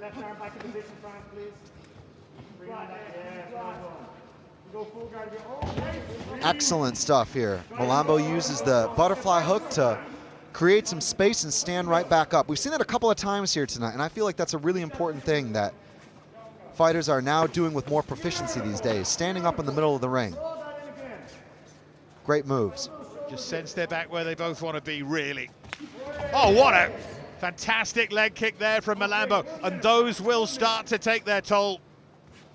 100%. Again, like earlier in the round, Tate was coming forward, and Malambo just caught him with that pressure on that lead leg and literally took the leg out. I'd like to see him do that more, and maybe even kick below the knee so it's more difficult to check. There's that front kick. Tate has literally knocked someone clean out with that technique. So you got to watch out. I mean, he's a veteran. He's been in the game for a long time. 30 seconds, Frank. 30 seconds. Yeah, he's 10-5, but 2 of those defeats were early in his career against James Lutman and Spencer Hewitt. He's built up a good record since, as we head for the final 20 seconds of this opening round. It's going to be a hard one to score, this. We'll get Chris's view in round about 10 seconds time. Can anyone make a significant move in these closing moments?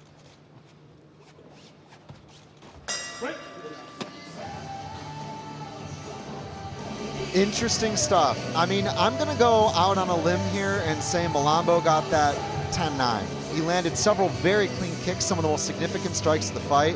For sure, Tate landed some strikes as well and did the dance very nicely in the middle. But I think also that, combined with Malambo's takedown, might have been just the difference. And of course, let's not forget those. Yeah, they were 1-1.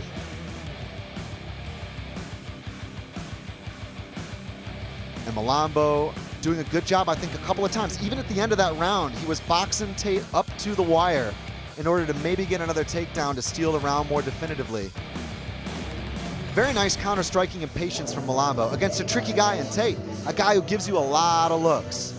So sometimes those 5 minutes of data are really critical in a fight because you got to be prepared to go into the second and the third. And I think that Malambo was ready for that. So too is Tate for sure. Big fight this for Franz Malambo. Really good wins, those against Nathan Grayson and Dominic Wooding. Really impressive too, but then lost his way a bit against Bandejas. Okay, round 2, Joe, let's go. Amazing story as well. So many incredible stories in this sport. Mother originally came to Ireland for work and he followed her on his own, left South Africa to follow his mum, follow that journey. Found his way to SBG in Ireland. Spinning kick there from Tate, good response from Malambo. This is some high-class stuff here. Absolutely. Malambo's picking his shots really well. Sometimes I've seen him in some fights take some unnecessary risks, and that's not a good thing against Corey Tate. But for me, although Tate is looking good, he's coming in a straight line. The line of attack is often very predictable, and Malambo's been able to catch him out, been able to time him, either boot him with kicks on the outside or straight punches as he comes in. Ooh. Constantly switching Malambo, and you always have to be careful when you do that. You don't end up too square on. Talk about timing the shot. If Tate could time him when he's halfway through doing that, that's a route for Tate. Got pretty good quick feet though, Malambo, so he does it okay.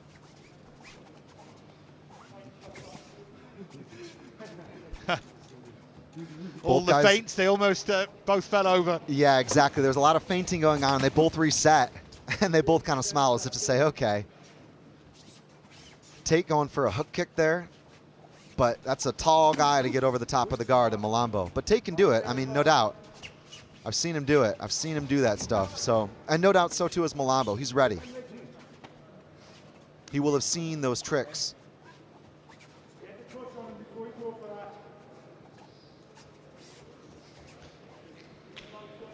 Again, this game of quick feints, dazzling feet, waiting for your moment. Another kick there from Malambo, and they will start to have an impact. You'd like to see him use those a little bit more. Absolutely. He did it low below the knee again, so it makes it more difficult to check. But this is the game. This is all negotiation here. These are both high-level strikers. And like any negotiation, nobody wants to say the first number. Nobody wants to throw something down on the table right away and end up with a worse offer or a poor trade. Nice check hook. Again, the counter-striking from Malambo has been the biggest difference. Grabs that lead leg and decides to take Tate down. Very smart. Malambo is, in my opinion, an intelligent fighter for making that decision there. He saw it, he took him down halfway through the round. And the gulf is beginning to widen here as we're now over the midway point of this fight. Tate is a tricky, tricky dude. He's been in there with a lot of tough guys, so no shame in getting that takedown, even if the fans wanted to see a striking match. He has to make sure of the win after what happened last time. Of course, he cares about his fans, but he cares more about his career. He does say he's just happy to be fighting again. It's true of all of these fighters tonight, and indeed over the next week in Milan. They're just happy to be back in the game, back in the cage.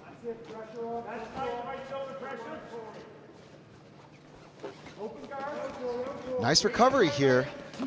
Tate's doing a good job to get some space. Holding on to a heel hook. And then, of course, letting go to protect your face.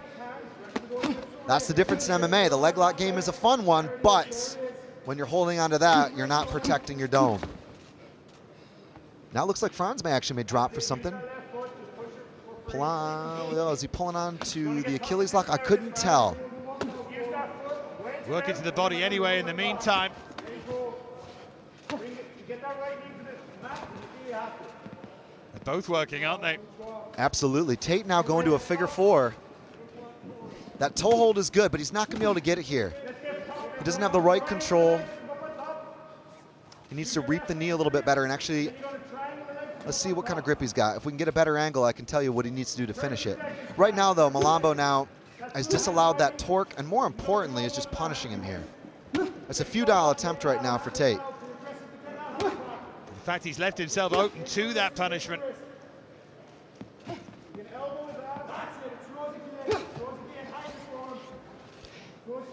And Tate, you just sense is weakening a bit here.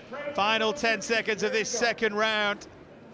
He's let go of the figure four toe hold. He has an inside heel hook if he can expose the heel. But you notice the way that Franz was keeping his feet together?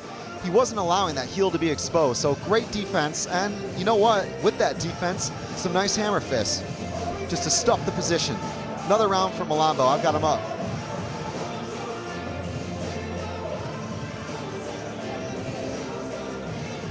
Yeah, and it's... the judges have scored it as we have. Hard to see how Tate finds a way back in this third round. He obviously needs a massive round, preferably needs a stoppage. That said, Malambo may not have won that opening round on all three of those scorecards. It might be closer than we have it, and therefore Tate may yet have a chance. Of course, it's all second guessing, but Corey Tate certainly needs a big third and final round, however it's been scored so far. Yeah, I completely agree. The second, though, definitively, I think, for Malambo.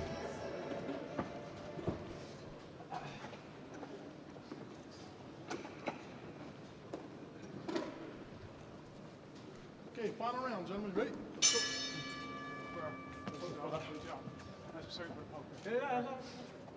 All very friendly, isn't it? Third and final round.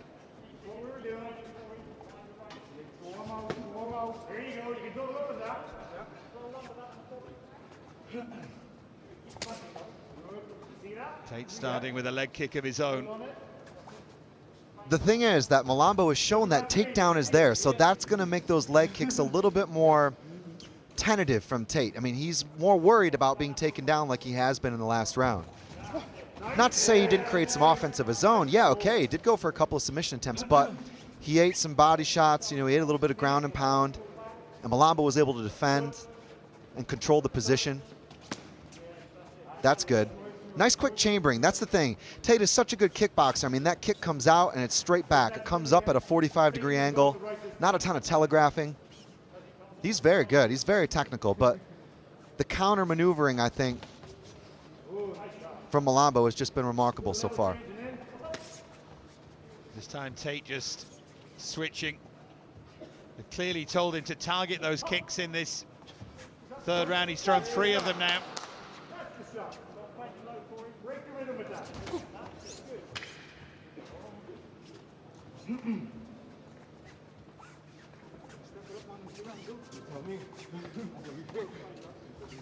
Enjoying it in there, isn't he, Franz Malambo?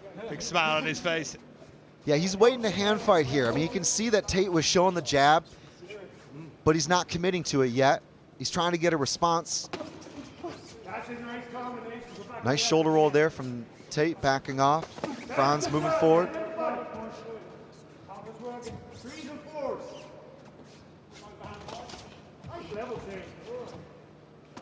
Now Malambo may be looking to get the fight to the floor again, where he feels that he's dominant. I believe John Kavanagh was calling for a 3 and a 4, which would be a hook and an uppercut, a left hook and a right uppercut. So for sure the hook has landed a few times. They must see the uppercut there as Tate comes forward, especially if he cuts the angle, right? Because a lot of times, again, like we've said earlier in this fight, Tate's been coming straight in, which is good. I mean, you can fight aggressively like that against some guys, but when a guy like Malambo is as good of a striker and has as good of a read on the fight that he has, you've got to come up with a slightly more intelligent or more sophisticated strategy, for lack of a better word.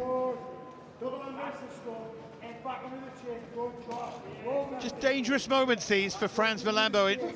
If it did go the distance, he's putting himself in a little bit of peril, because Tate has had the best of this round so far. Not definitively, but needs a strong finish here, Malambo, as we just have the slight delay. There's a bit of tape loose there.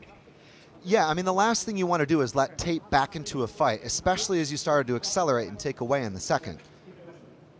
It's like running a race and you've got 3 laps and you were so far ahead in the second and all of a sudden the guy's catching back up. That's the last thing you want to do.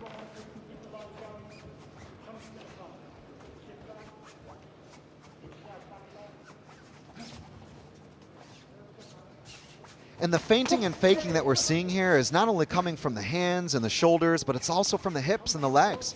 Even that throwaway kick just a moment ago, you could see Franz actually change stances, trying to get Tate to move out of place, and that also, that switch up can load up power. But as good as Malambo is at countering, Tate hasn't taken all of the bait every time, so there's credit there too. Good contact there from Malambo. Needs a busy finish here.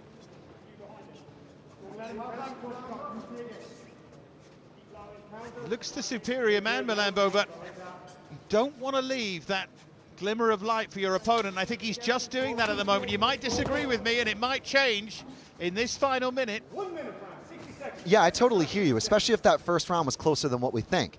The last thing you want to do is have 2 really close rounds, especially when you were so far ahead in the second, like we talked about. Nice kick there. Good dig to the body. Like the doubling up there from Tate. That's really slick. Go to the body and then go down. He could go to the head too as well with a head kick. He could go 360 on one of those spinning techniques. It's open because Malambo kind of drops his hands, which is good. You know, the hands low approach is a good technique, especially in MMA when you don't have the coverage of big gloves, like in kickboxing or boxing. Spinning back fist there from Corey Tate. This one looks like it is going to go to the judges. Of course, My sense of jeopardy might be wrong. Malambo might get it 30-27, but we'll see. Cagey really from both men. It's never quite caught fire as we would have liked. Contact at the end from Malambo, but we will go to the judges' scorecards, and this may get interesting, Chris. I never like to preempt things like this because you build it up and it's 30-27 Malambo, but you know what I mean. It's one of those, isn't it, this? Yeah, it was a very, very crazy fight as far as kind of the intrigue from both guys trying to find openings and find counters and wait. Who goes first? Do I follow? I think the success story, though, is going to come out in favor of Malambo, particularly from the countering and the more significant shots in the first couple of rounds. I did have him up, and if Tate won that last round, it was nothing more than 10-9, so both guys had their hot and cold moments for sure, but I believe the more successful strategy was incorporated by Malambo, so I've got him up. I'm with you. I'd have Malambo 29-28, but round one. Let's see. Comes down to that probably. Yeah, that's nice. Plenty of respect. Corey Tate heads over. Malambo explains one or two of the things he did right and wrong. They're both so watchable. You'd always queue up to watch Malambo fight in particular. And I'm not surprised this is taking a while for Craig Stephen to get the cards in. Could be a split, you know. It could be one of those. Well, he is ready. Will he announce a split? We will find out. Let's head over to Craig Stephen.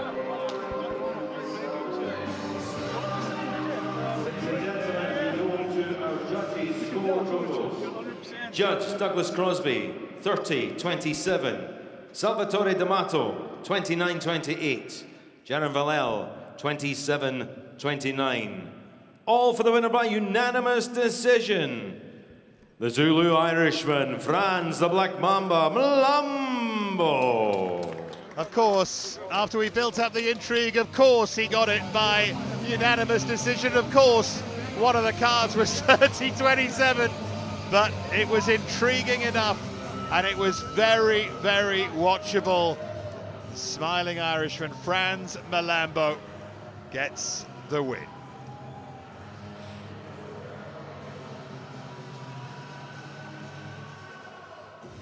Great win there for Franz Malambo, and we are edging towards our main card later tonight. And there's an intriguing fight. I mean, they're all intriguing fights, but this one in particular, Pietro Penini versus Mike Shipman. Super high stakes for both competitors. Pietro Penini is a competitor who's shown he can swim in deep, deep waters. Indeed, he did that in his last fight. Yeah, Pietro went 3 rounds and took the decision against Charlie Ward. A lot of people haven't been able to do that. You can see he fought a smart fight. He kind of landed his shots, moves. He had a nice jab as well, and it was getting good takedowns throughout that fight. He dominated most of the rounds, and it's going to be interesting to see if he can bring that confidence tonight into the fight with Mike Shipman. Mike Shipman is a powerful, explosive fighter that he's going to have to bring his A game for. Yeah, I mean, going all the way with Charlie Ward is no mean feat. Mike Shipman, though, he announced himself into Bellator well with a bang, and he's looking to recapture that momentum here tonight. Yeah, Mike Shipman, he's a phenomenal fighter. Look at his, most of his fights are either finishes by submissions or by strikes. He's dangerous. Look at the power in his hands, and he has killer instinct, and I think his last couple of fights, he didn't get to show that. Tonight, he believes he's going to be able to show it. We see him there with a 10-second KO. It was the 4th fastest TKO in Bellator history, but also Mike Shipman, a competitor, very happy on the ground. Yeah, look at his slick submissions. He's highly skilled on the ground. He sets up his takedowns lovely with strikes, and he gets that finish.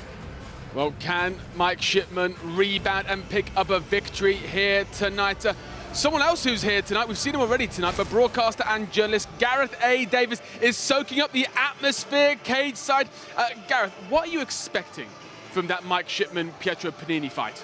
Guys, well, it's great to be back for a start. And a little fact for you, if you're in the red corner, you've won 5 times tonight. And Shipman's in the red corner. Maybe it's a sign, I don't want to jinx him. Listen, 2 losses in 2019 to the headliners, Van Steenis and Edwards. It's almost 2 years since he's had a victory in the cage. He went away in lockdown. He took canonical ownership. He said he was relying on this great team of trainers too much. He is back. He is focused. You're right. He's a brilliant former rugby player, great at wrestling, heavy-handed. He's going to get hands on this guy today. Because as you say, against Ward, Penini showed that he's a very deft mover. So he'll want to close the distance, land heavy hands, and take him down. Ground and pound victory for tonight for Shipman. He's got to look impressive because that middleweight division is then there for him to climb. He's fallen down the snake. It's time to climb back up the ladder. Well, that match coming up later tonight. Thanks, Gareth. We'll no doubt talk to you later on tonight. But right now, it's time for more action here on our preliminary card. It's a fantastic featherweight matchup as Aiden Lee takes on Jeremy Petley. Ladies and gentlemen, coming to the cage from Canada, Jeremy Petley.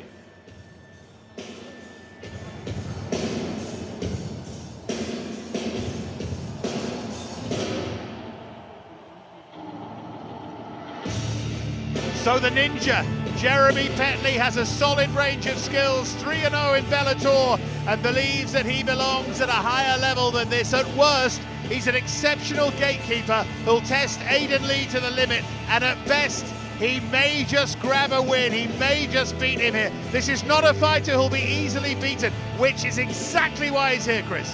Yeah, he's very solid, very durable, very good on the ground, I think in particular. He's going to want to get the takedown in this fight, I suspect, being at a reach advantage, so watch out for that.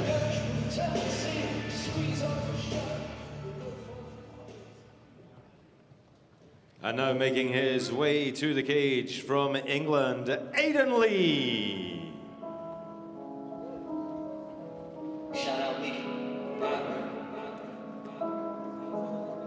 Well, Aiden Lee was given a tough test on his Bellator debut in Birmingham, one that he failed to pass when he was beaten by Saul Rogers, but he's back in the groove now. Got a win at Wembley against Damian Frankowitz and says he feels stronger and more athletic than ever post-COVID. His range makes him fascinating, and if he can find consistency, then he becomes a really interesting fighter. He's got a great team as well, being from Team Renegade. That performance against Damian Frankowitz was outstanding.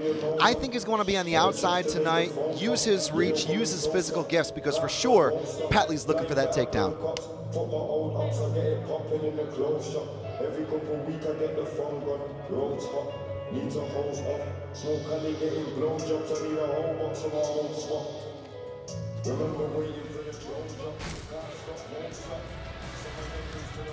This was Aiden Lee against Frankowitz.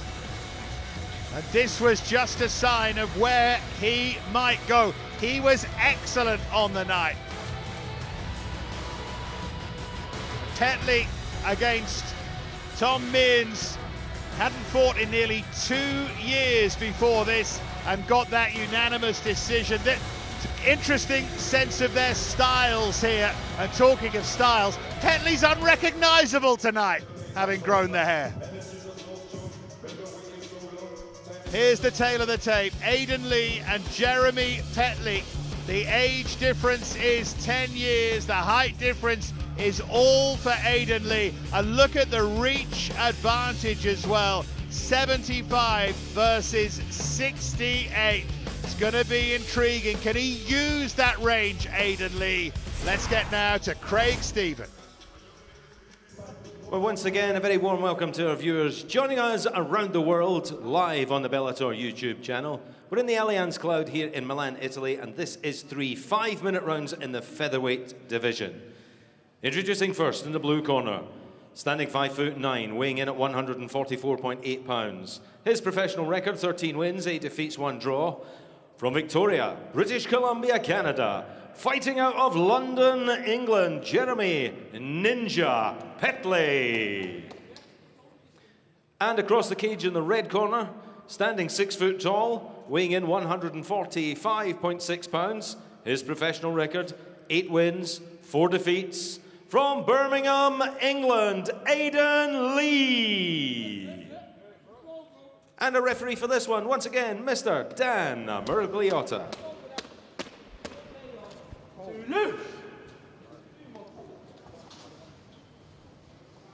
So, Jeremy Petley looking to become the first fighter from the blue corner to win tonight.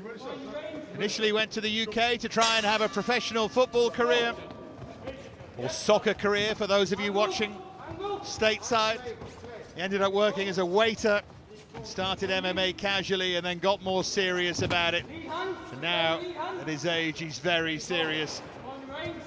And Aidan Lee, a real potential star of the future, but you just sense he needs to switch on and put a real run of wins together now. Absolutely. I think in this fight, Petley wants to use intelligence to set up that takedown. I mean, it's no secret. For sure he wants to drag Lee into the deep end of the pool, and by doing that, put him on his back. Lee right now just circling beautifully using lateral footwork, showing the jab, and using a long guard. You see him kind of put his arm up there to post. That'll help him in a lot of different things, not the least of which to defend the takedown and line up punches by having a good understanding of exactly where headspace is. He's been working on his striking with Joby Clayton, Aidan Lee. And when you're that high at this weight, you need to use that range. Petley exhibiting the level change here, that kind of up and down bounce. And I like the way that he's bouncing on the balls of his feet as well, because Lee has really good kicks. And for sure, Petley is aware of that. Yeah, it's smart so far from Petley. Goes for that leg.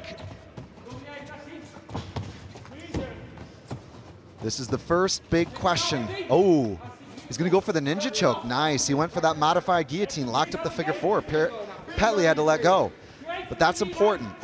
That's a really important exchange. Petley's confident from the southpaw position that he can get that single leg pickup. And Lee is confident that he can get away. So let's see if either can strike gold again. First rangy kick from Aidan Lee.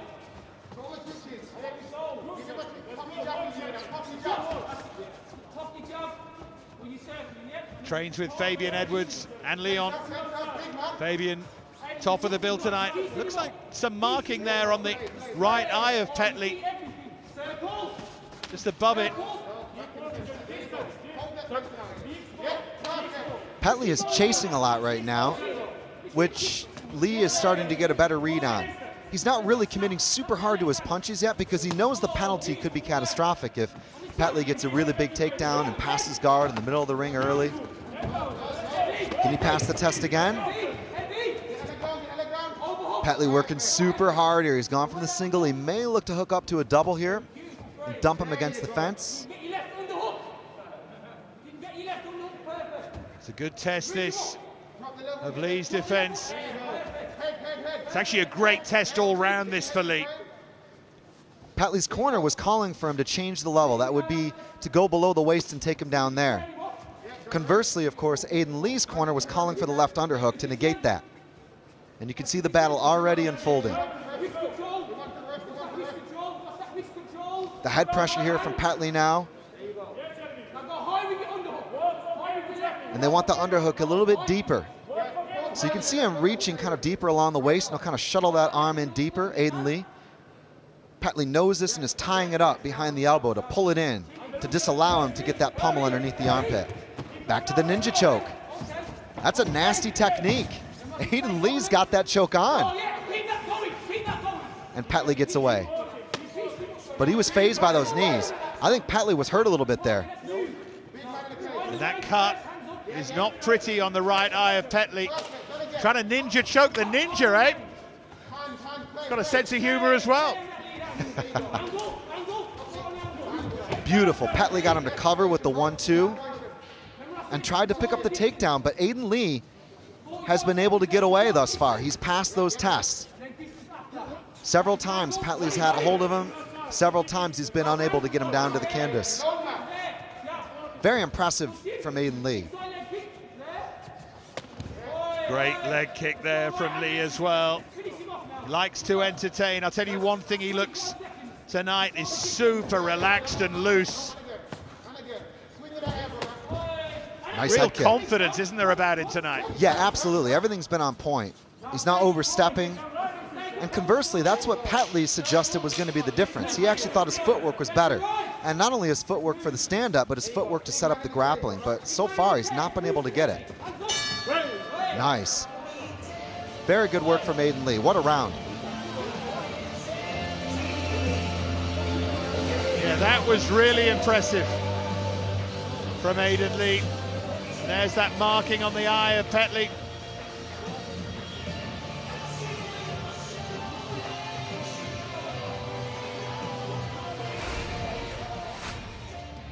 And here's what went down.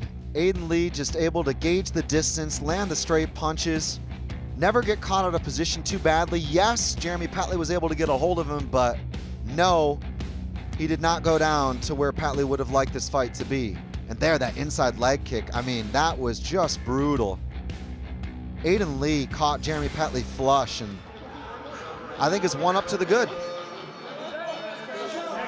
Yeah, that cut under the eye isn't so bad. It's just the one on the eyebrow that we could see there. It's where that blood ends up.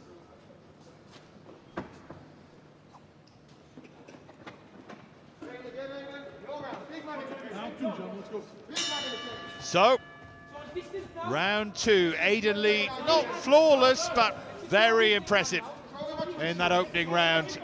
He's in the red gloves here against Jeremy Petley from Victoria in Canada, who comes into this on a 3-fight winning streak.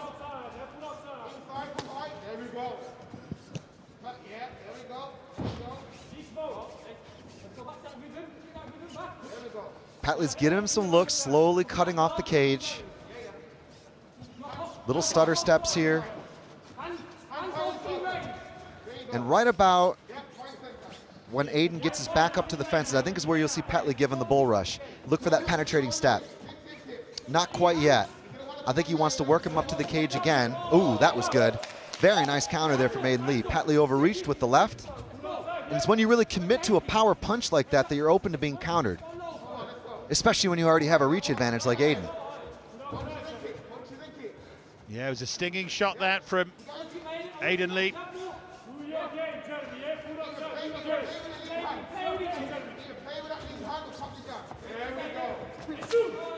Nice. Again, the uppercut. He was showing the rear knee as well. There we go. Oh, what about that from Aiden Lee?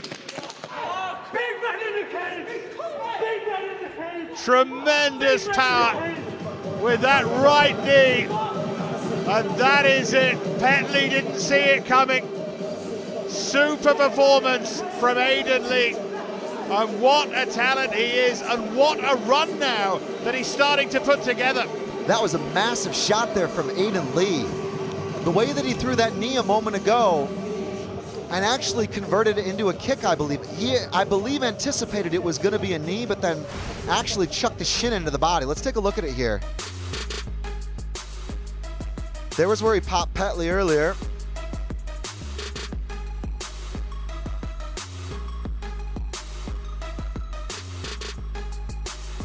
Yep, it was a kick. He was showing the knee earlier. That's the thing. Those rear tools are really key when you know a guy's going to shoot on you. There was an uppercut there. There was a knee he was feinting, and then he actually whipped it into a kick. Excellent vision. Remarkable timing as well here from Aiden Lee. And he stopped Petley and walked off. He knew it was done. Great stoppage as well.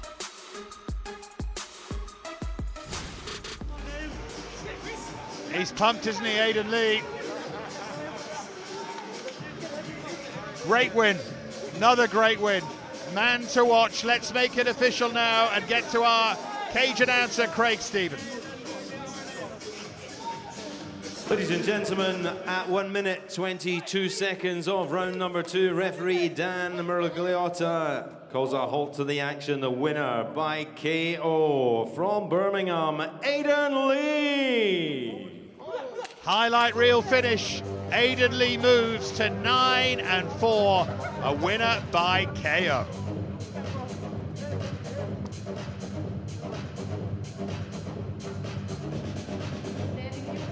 winner, Aiden Lee. Congratulations. That was a dominant performance. Was it the footwork and your distance management that got you the win? It's being part of the best team in the world, Team Renegade. We've got some of the best fighters in the world. We've got some of the best coaches. We're all too loose, too heavy. We've got too much rhythm, too much flow. Let's go. I'll fight anybody in the division. Put some respect on my name. Me and Jeremy, two of the most experienced fighters on the card. What the fuck are we doing on the prelims? Come on, man. Let's go. Get me a fight. I want the belt. Let's go. Well, you're pretty clear about that. Is there anyone? Can you take it off, please? Okay. Well, congratulations again on an amazing win. My question was it your footwork and your distance management that got you the win? It was everything, you know. We've been out for 11 months. I've been working hard that whole time. And I think I showed the improvements. I was a little bit slow at the start, but I've been out for nearly a year. So, you know, it took me a bit longer to find my range, but once I got comfortable in there, I think you could tell I was comfortable. So, yeah, man, we work hard and it paid off. Great, congratulations. Your winner, Aiden Lee. Thank you. Best team in the world, Team Renegade. Thank you to all my coaches, all my sponsors. On to the next one. I'm cold, I'm out. Well, he's still going. Aiden Lee, I think he could go again. Right now, he's so pumped and full of energy. Aiden Lee then with the victory. Can't wait to see him fight again, and maybe he will be further up the card. Hey, Bellator Nation, follow us across a large array of digital platforms and stay up to date on everything you need to know. Like us on the Bellator Facebook page and see exclusive videos. Follow us and get instant updates on Twitter at Bellator MMA and get a chance to have your tweet live on the broadcast. See amazing pictures on Instagram at Bellator MMA. Join Bellator Nation today. We are in Milan, Italy, often known for fashion and football, but tonight it's the fight capital of Europe as Bellator MMA are taking over the Allianz Cloud Arena.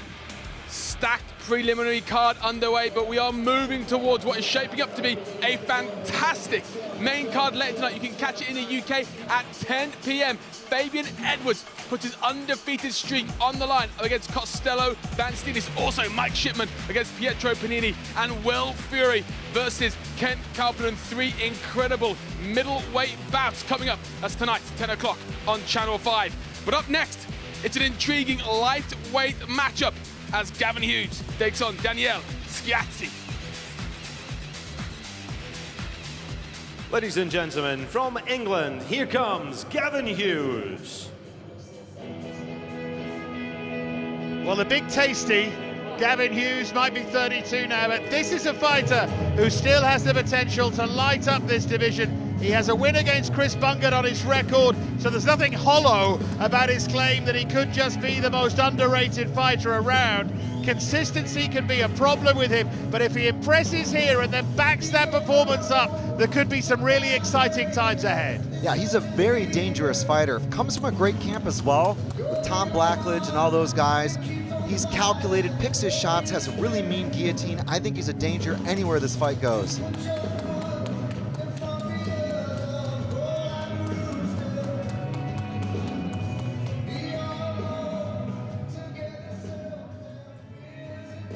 And now, from Italy, here comes Daniele Schiazzi.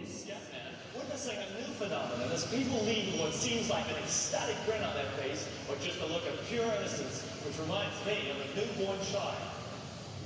Why are you visiting Schiazzi's world? Look, man, I'm full. Well, we last saw Daniele Schiazzi struggling to deal with the skill set of Alfie Davis at Wembley and falling to a 5th defeat of his career. He's Rome-born and Dublin-based and says he doesn't know too much about his opponent here. That might change over the next few minutes, as this looks a really difficult mission for the man they call Scat. His cage awareness is one of the best things about him. He's got intelligent pressure, a lot of good footwork, a lot of good entries. He's going to need it tonight against a guy who's going to come straight at him.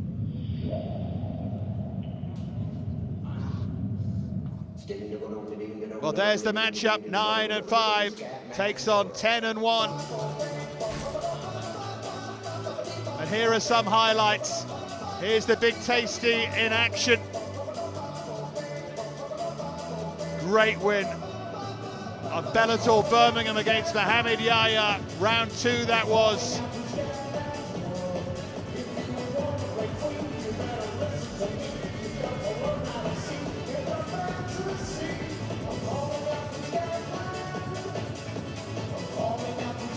Tailor the tape then between Daniele Scatizzi and Gavin Hughes. Hughes with a great record. He's 5 years older, but he's super fit. He has a slight height advantage.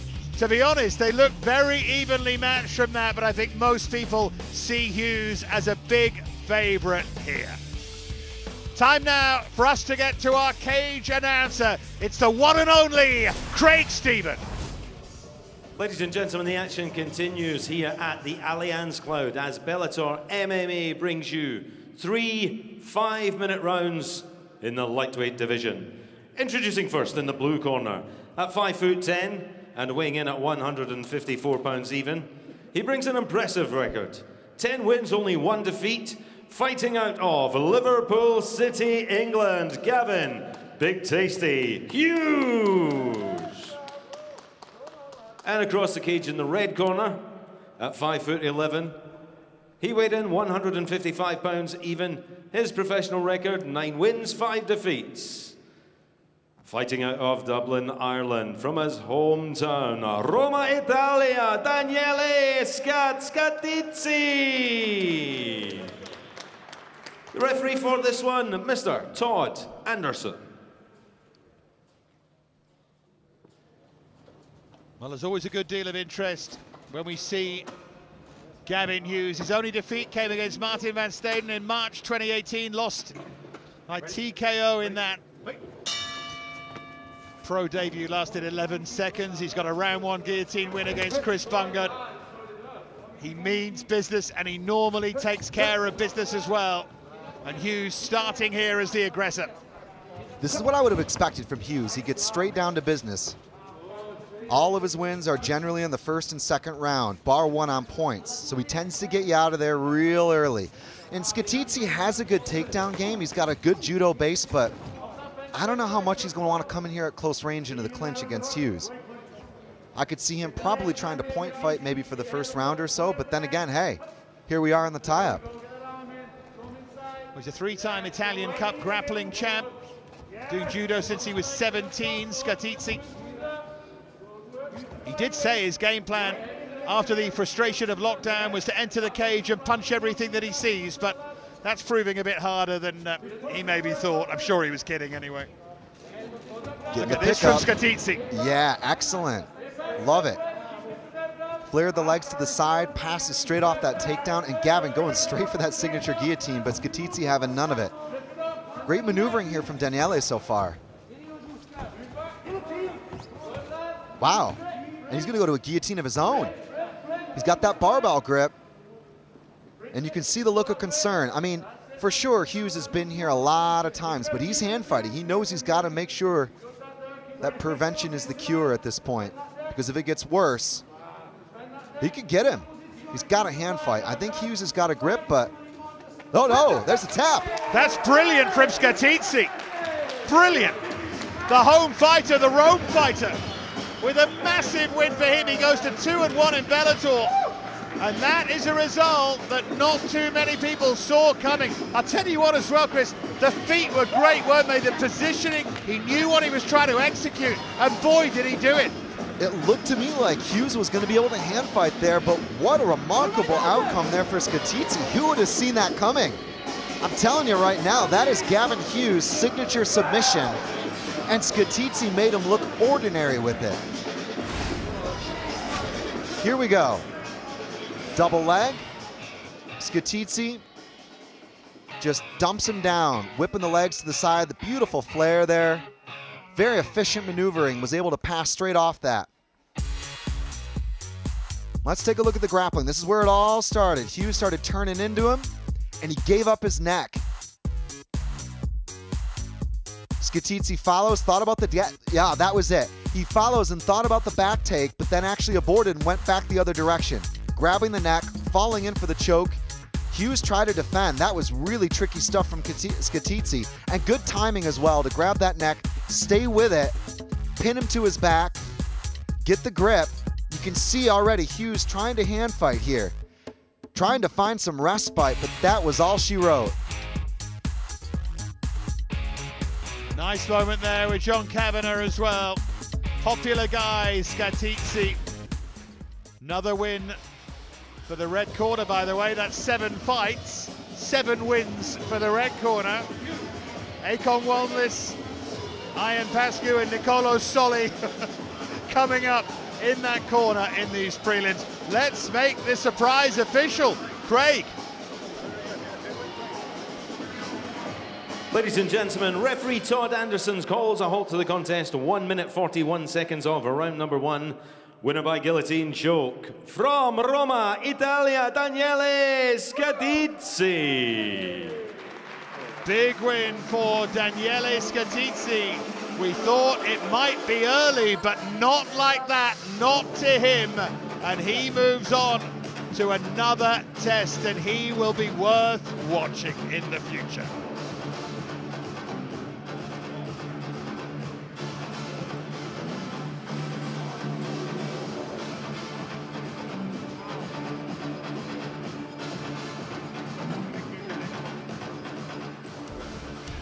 We are inching towards our main card tonight. 10 o'clock on Channel 5 in the United Kingdom, headlined by the undefeated Fabian Edwards takes on Costello van Steenis, who can take a big step forward in the middleweight divisions. Also tonight, 2 other intriguing middleweight fights. Mike Shipman versus Pietro Penini, and Will Fleury of Ireland takes on England's Kent Kauppinen.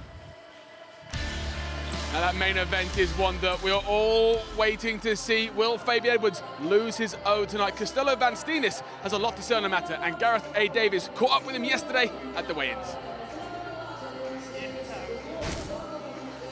Costello van Steenis, this beef is real between you and Fabian Edwards? Yeah, it is 100% real. This is 100% real.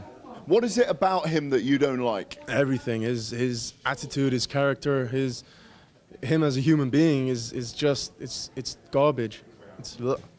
Yeah. What happened at the weigh-ins? I don't know what happened. He just came at me. He's been talking beef all the time. Already at breakfast, he tried to act cool. Like 10 meters, having distance with me, he tries to bark a little bit with 6, 7 other friends of him. I'm just there with my trainer. So, I don't care. Well, suddenly he came walking past my chair, staring me in the eyes. I don't know what he wants, but. Of course, he's not going to do anything because there's no cameras, but that's just him. As soon as there's cameras, he's all talk. What does victory mean to you against him? Oh, I think it's not only for me, but I think it's for the whole middleweight division. I'll do everybody a big favor just by shutting his big mouth up. Not only I hate him, I believe that the whole division hates him.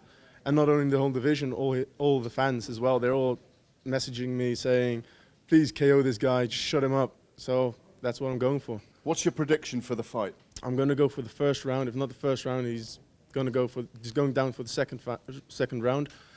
And if he managed to survive, third round it will be. But he'll have a big beating. Best of luck. Thank you very much, sir. Thank you. That is on our main card tonight. That's 10 o'clock on Channel 5. A lot of people looking forward to seeing that fight. And according to Costello, the entire middleweight division will be checking it out because they want to shut up Fabian Edwards. What do you make of Costello's comments there, Leah? Does Fabian Edwards need to stop being so cocky? I think Costello, as I said before, I think it's the first opponent that Fabian hasn't really rattled outside the cage. Costello did get a wee bit emotional yesterday. You could tell, obviously they're cutting weight, they're at the weigh-ins. He did sort of bark back, but Fabian plays it cool. He likes to talk outside the ring, but when he goes into the cage, he's calm and collected and has a very good fight IQ. And I think Costello needs to not be emotional, go in and fight with his game plan that he's talked to us about. He wants to fight intelligently, he needs to fight and try and capitalise on Fabian's mistakes. So it's going to be interesting to see, can he compose himself and do his game plan tonight. Now they talked about an incident there in the dining room.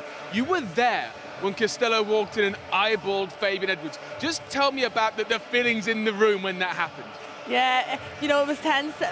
we're all in the same hotel, that we can't leave the hotel. You know, it is an interesting environment, and obviously, you know, fighters do have awkward exchanges, and you know, breakfast, we've seen a couple of exchanges between the two guys. You know, Costello isn't backing down, he's staring at Fabian, he wants to hurt him tonight.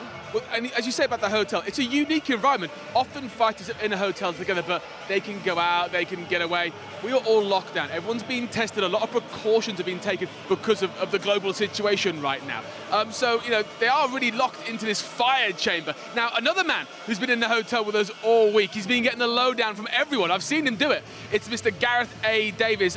Gareth, that main event has true repercussions across the middleweight division. Yeah, totally. Look, both these guys, Costello Van Steenis and Fabian Edwards, they are the young studs of the division. Look at the giant names who they could fight, guys. Douglas Lima, Gegard Mousasi, Lyoto Machida, the kind of names you dream of having victories against. It's a 50-50 fight tonight. This is the moment, the crossroads, when one of these two guns rises up that ladder and headlines in America or headlines on in a new territory in Europe. It means so much. And when there's a beef like this, when there's real animosity, we all rubberneck, we all crane, because we want a decisive finish. And they've both said, as we've heard from already, they're going to lay down and they're both going for the knockout. I cannot wait for this, guys. Honestly, I'm getting goosebumps just having you talk about that, Gareth. That is our main event tonight, 10 o'clock on Channel 5. But right now, it's time to continue with the prelims here in Milan. It's a very, well, it's a highly anticipated lightweight matchup as Akon Wanless takes on Alfie Davies. Ladies and gentlemen, coming to the ring from England, Alfie Davies.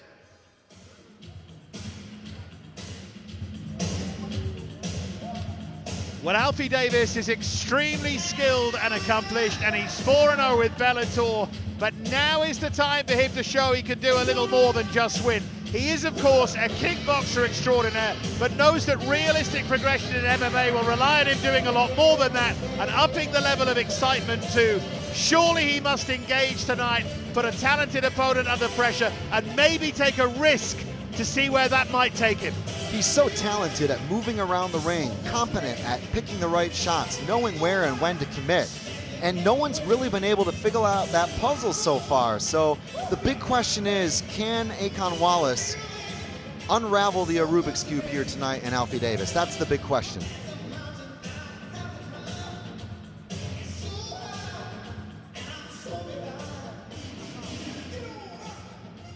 And now from Jamaica, Akon Wanless.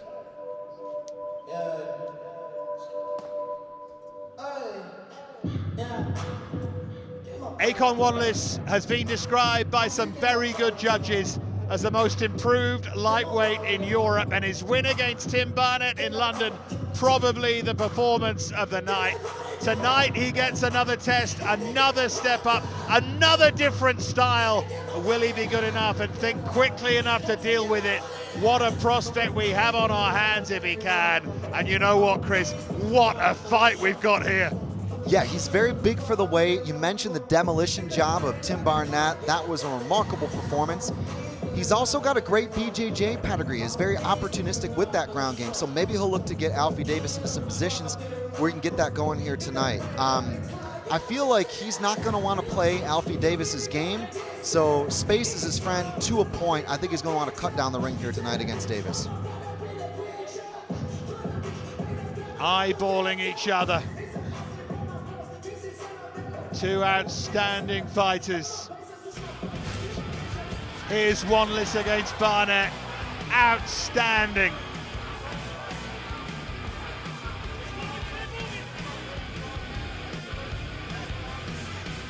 The way that he hit that Japanese necktie as well was just gorgeous. Amazing technique. Floored Barnett, put him down to his back. That's my favorite submission, and he made it look good. Davies with a great movement, great kicks, did his job really well too, and that tees this up. I know a lot of people think this is going to be the most intriguing fight of the night. Here's the tail of the tape then. Wanless in fight number 6 against Alfie Davis in fight number 17. Wanless with that height advantage. He's enormous at the weight. And look at the reach advantage as well. But watch too for the Alfie Davis kicks. He isn't called the Axeman for nothing. Let's get now to our cage announcer, Craig Stephen. Live around the world on Bellator's YouTube channel, Bellator MMA are very proud to bring you 3 5-minute rounds in the lightweight division. Introducing first, in the blue corner, at 5 foot 11 inches tall, weighing in at 155.2 pounds. His professional record, 13 wins, only 3 defeats. Fighting out of North London, England, Alfie the Axeman Davis. And across the cage, in the red corner, standing 6 foot 1 and weighing in at 155.4 pounds. His professional record, 4 wins, only 1 defeat. Fighting out of Birmingham, England, by way of Jamaica, Montego Bay. He is the Jedi, Wanless. Referee for this one, Mr. Todd Anderson.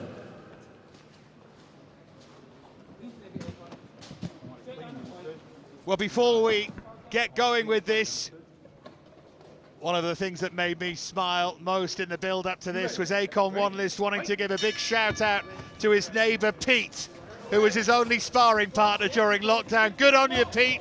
I'm sure you're watching. I'm sure you're relieved that's over as well. Quite a chore. Keeps you busy, though, sparring with Wanless, but I hope you're doing well. So Wanless in the red gloves. Davis, who'll look to be on the back foot in the blue. Clash of styles and clash of real quality as well.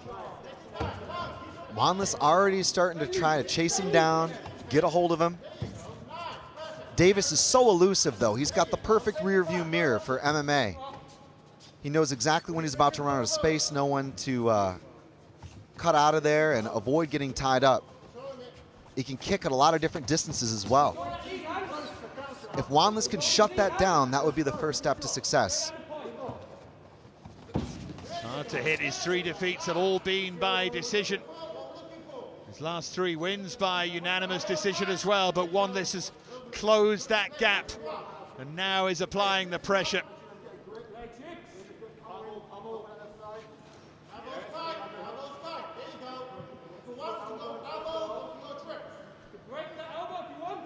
The battle here is for the pummel right now. You can hear the corners both calling about it. Elbows tight. Alfie, though, able to get, it looks like double underhooks here, and that's helped him reverse position. Very good. This is important. Now he wants to disconnect.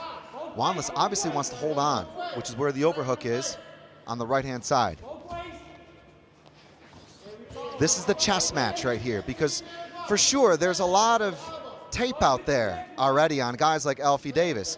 You already know what he's going to do. You already know he doesn't want to be here. You already know that he doesn't lose rounds when he's able to do the dance and outpoint you.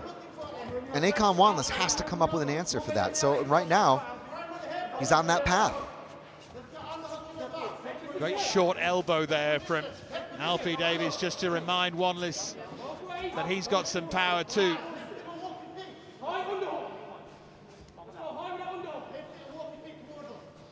Famous axe kick, much watched against Nick Baker in a kickboxing event, hence the nickname.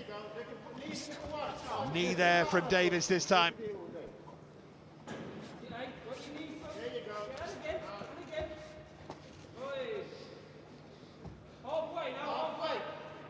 Wanless just peppering away here at the base. That's also a good technique because Alfie Davis thrives on mobility. If you can slow his movement down, and you've got to, in the back of your head, be ready for this fight to go into the later rounds. Davis is a tough customer. He's never been stopped, as you said, Dave, so that's also another thing that they will have prepared for and thought about.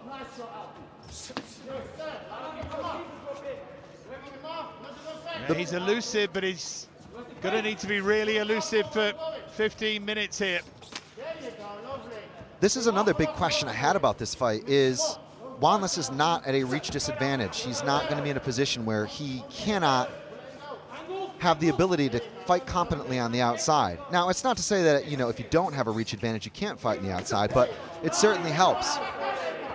So we're seeing here if he can already pose some threats to Alfie Davis. Little smile on the face of Davis. He's a clever fighter. Great balance. Yeah, where's the jab? I agree. He should be spamming that right now. Open stance. Southpaw plays orthodox. Davis going with the rear toe kick, the snap kick to the midsection. That's a really good technique. Comes out quick, comes back quick. More difficult to catch and counter, like a round kick, for example. Again, deployed. Very good. That landed a little bit more cleanly. And for a third time. Real thinker, of course. Alfie Davis is a teacher. Been teaching online during lockdown. And now he swapped it up. Throw it 3 times, set a pattern, make the guy think it's going to come again, and then whip it upstairs. Now dig to the body. Now he's starting to get his game going. I talked about the kicking game in the beginning part of this round. Now you're starting to see it unfold here. Great combination as well to follow from Davis. Exactly, yeah, you stole the words out of my mouth. I mean, leading with the kicks and following with the punches, that's something he can get away with. And Wanless not gun shy, but backing off a little bit more, or a little less hesitant to come straight in. Cage IQ of Alfie Davis might just have won him this opening round.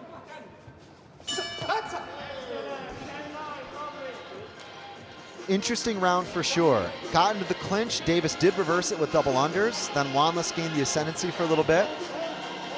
But back in space, Davis landed multiple kicks, a couple of clean punches. Those were the most significant strikes of the fight. Let's take a look at some of the action here. I think we're going to get it on the replay. Some of the, I think the dynamic kicks, or was this maybe when he swapped it up? Let's take a look. Yep, it's when he went up to the body and then followed with the punches. Very clean punches, as you alluded to, Dave. That was a good connection for Alfie Davis.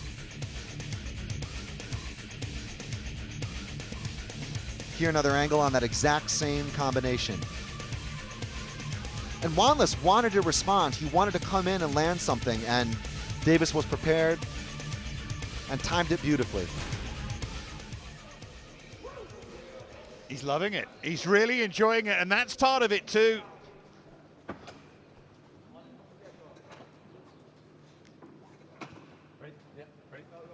It's funny, he's often criticized Davis for fighting on the back foot and picking apart a sort of perceived weaker opponent, but he won't be criticized for this, because this is really clever. It's the way to do it against Wanless so far, of course.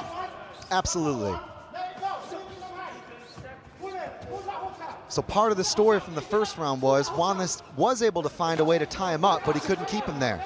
That was a good right hand, though, from Wanless. He caught Davis circling straight into the power. Now, Davis does this sometimes. He can circle into the strong side because he's just so confident in his footwork and his head movement. See there the way he throws the left and moves his head off the center line while throwing. He's just such an aware guy. He can get away with things like that. But Wanless did catch it. Yeah, there we go. He's reaching for the right again. He did catch him with the right.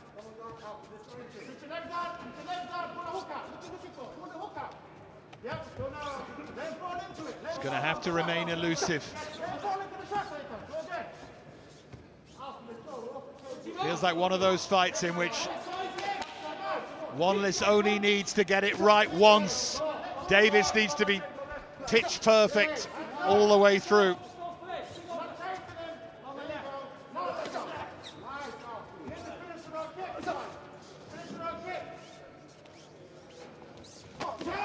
Beautiful right. Excellent, again, firing it right down between the guard. Davis has kind of got his guard down at times, and that's that hands low approach, you know.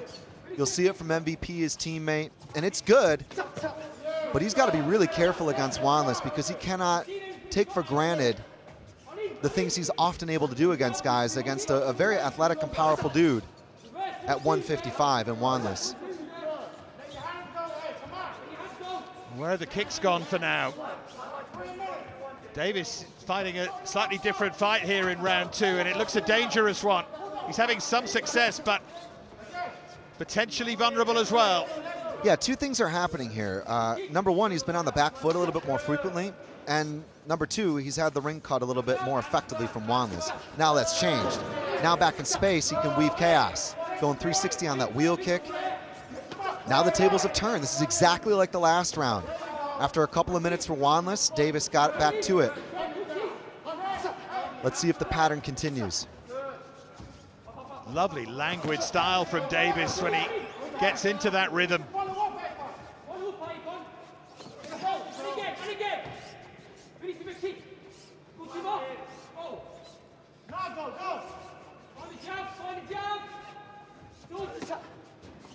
That was good. Davis was looking for that kind of looping left a few times.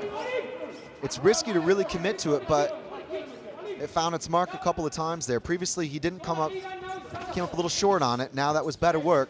But here, now backing off is when Wanless is at his best.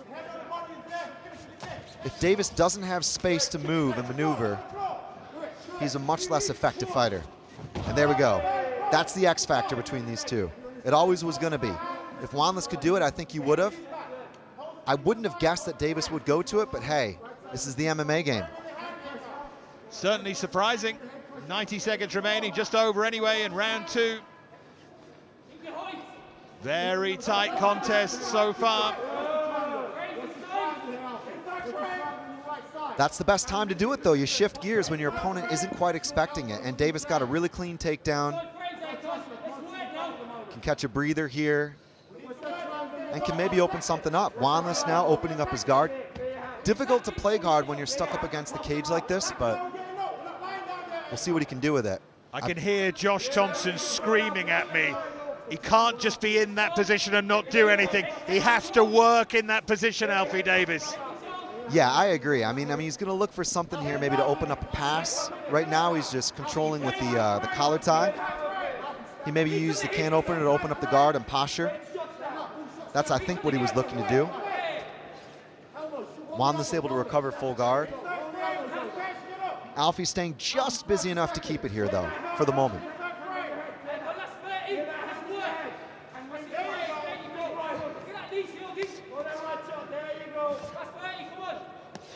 Final seconds then of this second round. It's every bit as good a match as we would have hoped. But Wanless is going to need a big final round here. Blood to the nose of Wanless. Davis with a flurry to finish round two. Nice connections there. Nothing super clean, but that's all going to help. You know, I'm going to go out on a limb and say Davis is narrowly up. I've got him up 2018 at this point, but there's been some bumps in the road for sure, and Wanless has made this a messy fight at times and has disallowed the movement in the beginning of both rounds one and round two. And here's how he did it. Just crowded Davis up against the fence like you saw here. But when Davis is in space, he can operate with the best of them.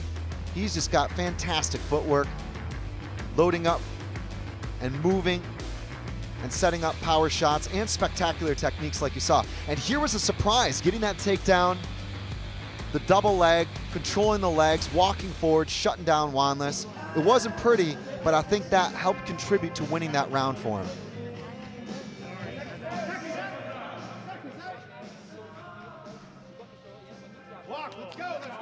Just looked a bit sorry for himself, a bit slow to rise there, Akon Wanless. Not going as he would have predicted this.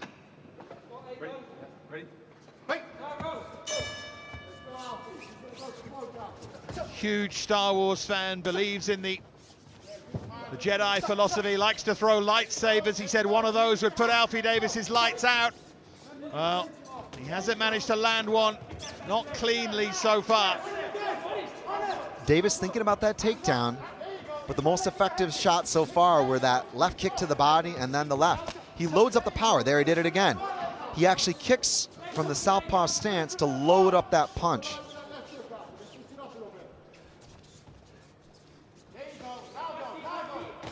Straight left hand there from Davis. He's starting to time his shots really well, and he's judging the distance superbly as well. Right on cue, he swings and misses.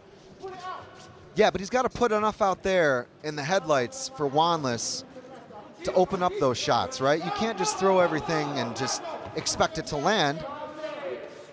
You've got to be able to get a reaction. You got to make a guy back off or freeze or think, all right, what am I doing here? And then he gets caught. You need to overload not only the physical side of things of the fight game, but the mental things too. And that's the thing that makes Alfie Davis so good.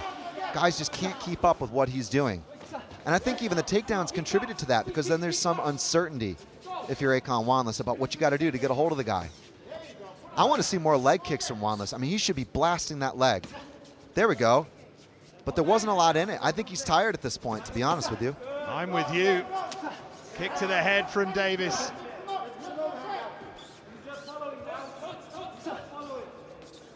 What has Wanless got left? Davis is just starting to show off a bit here as well, and drops him with the left. This has been exceptional from Alfie Davis. Excellent connection there from Alfie Davis, and very smart, I think, to go to the ground. He's had to be really smart about his energy use. Wanless is a scary dude to be in there. He's big, he's physical, he's athletic. Alfie had to be ready for 3 hard rounds in this matchup. Well, he said he wanted to show tonight that he's the most exciting and skilled lightweight in the world, and not sure about that, but he's certainly exciting and he's certainly skilled. Looking for the crossface there a moment ago with the shoulder pressure to open up the pass. Getting the knee slice. This is massive. More than 2 minutes here. Alfie Davis is in side control, and he cut out of that guard like a hot knife through butter. Beautiful.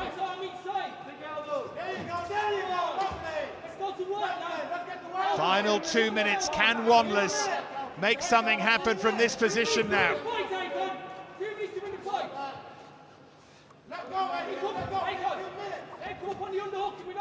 Alfie breaking the posture, pulling him in, using the butterfly hooks here. Let's see what he does. He may try to rock him and sit up to his butt. I think he's going to be tough to sweep him, but I might be wrong. Yep, he was thinking about it. Let's see what he can do. Wanless is fighting that, has cleared Alfie's right leg. Trying to pry himself a little bit deeper here. Now Alfie's gone to double unders. Hiding his face, trying to disallow anything meaningful from this position. Wanless is tired at this point. I mean, for sure, both guys are feeling the pace of this fight.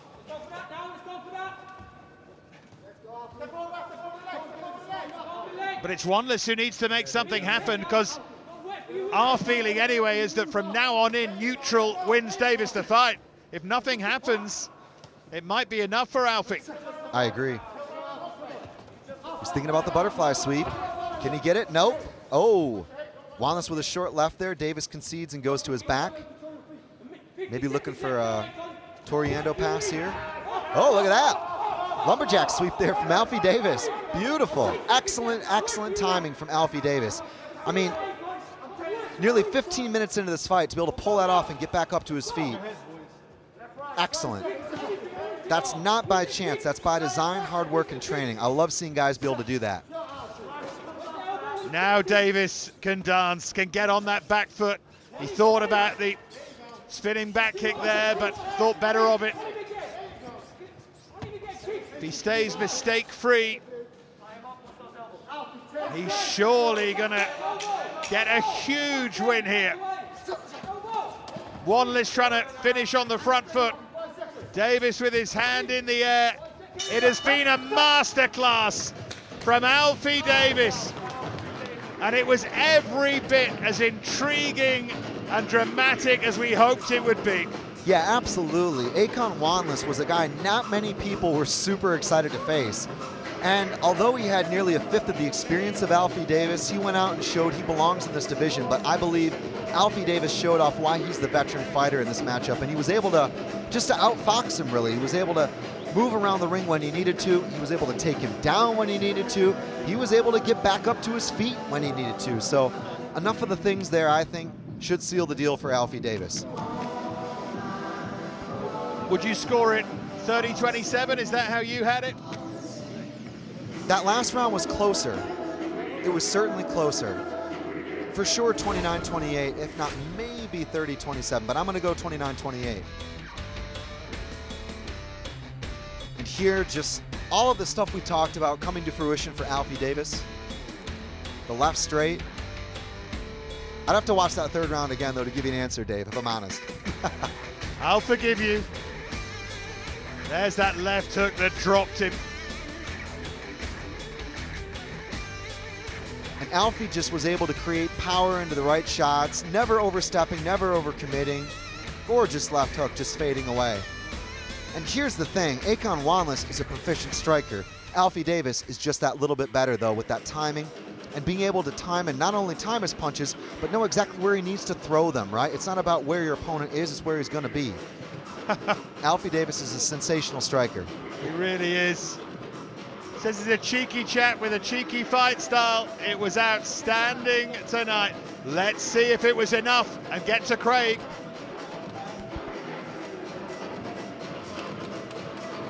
Ladies and gentlemen, referee Todd Anderson brings both the fighters together. I have the judges' score totals. Judge Douglas Crosby, 30-26. Both judges, Salvatore D'Amato and Jaron Vallel, 30-27. All for the winner by unanimous decision from North London, Alfie the Axeman Davis. He got it unanimously and then some. Alfie Davis moves to 14-3. We thought it would be tight. It was dominant and brilliant, and it moves him on back to the drawing board for Akon Wanless.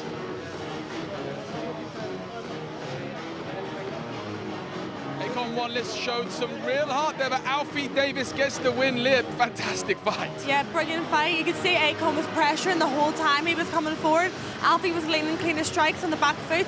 It was a hard fight to score, but what a fantastic match. Oh, look, these entire prelims have been fantastic. You can see how much everyone wants to make a statement here tonight in Milan. But hey, we've still got our main card to come here tonight, 10 o'clock on Channel 5. And Will Fleury versus Kent Kaupinen. That's a very intriguing matchup. Both competitors believe they're fighting at a higher level, but both bring a very different skill set. Will Fleury, he likes to stand and bang, but he knows he can't do that against someone like Kent Kaupinen. Yeah, Will is a fantastic grappler, and he's got good knockouts before, but he knows with Kent he can't stand. He said he wants to get at the ground, he wants to get a big finish. You can see his takedown just slick. He's aggressive and he's explosive on the ground. As you can see, a nice head and arm choke, and he'll look to use that tonight against Kent. He wants to finish it on the floor. These two haven't made any secret of their game plans tonight. Will Fleury, he says, look, I love to stand up as much as I like to go to the ground, but when you've got someone like Kent Kaupinen, a competitor who's got 19 professional boxing matches on his resume, the guy's got dynamite in his hands. You don't want to stand and trade. Yeah, we've seen Kent before. He's been in there with the best of them. He's knocked out absolute dangerous. Look, that big knockout against Alessio Sakara. He has went 3 rounds with Melvin Manoff, one of the only people to ever do that. He can take a punch and he has got raw power. And Will knows that. Will doesn't want to stand and bang. Look, he's dropped the likes of Melvin Manoff. He took his punches and he's confident from that. And Kent Kaupinen said that Melvin Manoff was his hero. That's going to be a strange fight to be in. Yeah, I would say so. He says, I just can't believe I'm getting in there. I'm going to stand, I'm going to feel his punches, he's going to feel mine, and whoever goes down, goes down. Well, that fight coming up on our main card, and I know a man who's got an opinion on it. Of course, Mr. Gareth A. David, who's been soaking up the atmosphere here. Gareth, that's an intriguing fight to kick off our main card later tonight. Definitely on Channel 5, of course. Look, the key is with Kent Kaupinen. He is a modern-day road warrior, a modern-day prize fighter, very heavy-handed. We saw it in that B-roll there with Melvin Manoff. What he has on the feet, which I don't believe Will Fleury has, is stand-up IQ. You saw how cute he was against one of the greatest berserker stand-up fighters of all time. Yeah, Manoff was 43, but he really held his own.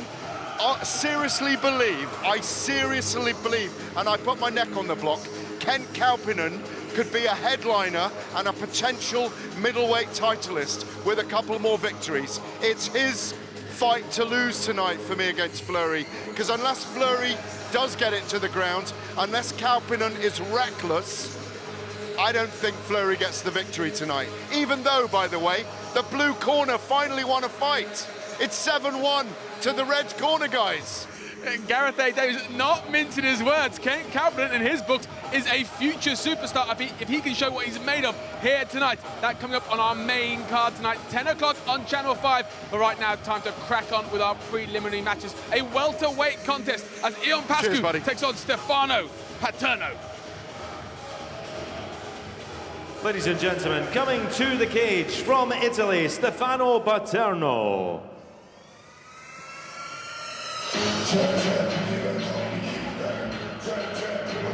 We learned a lot about Stefano Paterno in his brave and bloody battle against Ashley Reese in Milan last year, as he experiences something of a second coming in what has already been a long career. His 18th professional fight may just be one of his most important. He tries to back up that win against Reese with another against the man who's used to making life difficult for those trying to do just that. You cannot fault this guy's spirit. Gotta love him. I mean, that fight against Ashley Reese was phenomenal. What an amazing atmosphere to do it to. Paterno's got big power, throws himself into shots. Most guys genuinely want to take him down, and I think that's what's going to be the case in this fight.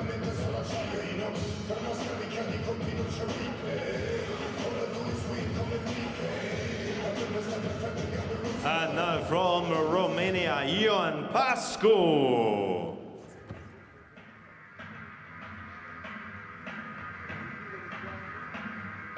Well, it's a 29th professional fight for the Romanian bomber, Ion Pascu, who's fantastically tough and intelligent and might have lost 3 of his last 4, but did so against quality opposition. He was frustrated after his Bellator fight in March, was called off late, so he's more than ready to try and be the dream breaker here. One tough guy. Yeah, the fights against Lorenz Larkin, and you mentioned also the Logan Storley fight, he couldn't get his wrestling going for different reasons. I think that's essential here against Paterno. Let's see if we can convert here this evening.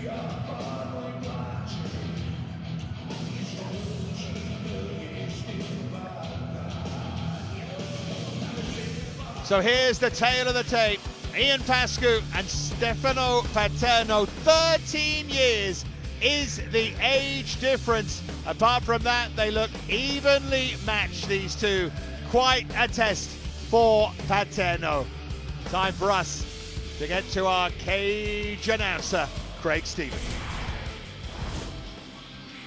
Ladies and gentlemen, Bellator MMA are very proud to bring you our penultimate prelim here at the Allianz Cloud. This is 3 5-minute rounds in the welterweight division.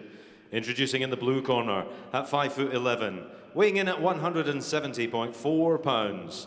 His professional record, 13 wins, only 3 defeats, 1 draw. Fighting out of Milano, Italia, Stefano Paterno. And across the cage in the red corner at 5'9" and 171 pounds. His professional record, 18 wins, 10 defeats. Fighting out of Dublin, Ireland. From his homeland of Bucharest, he is the Romanian bomber, Ion Pascu. Referee in charge, Dan Bergliotta.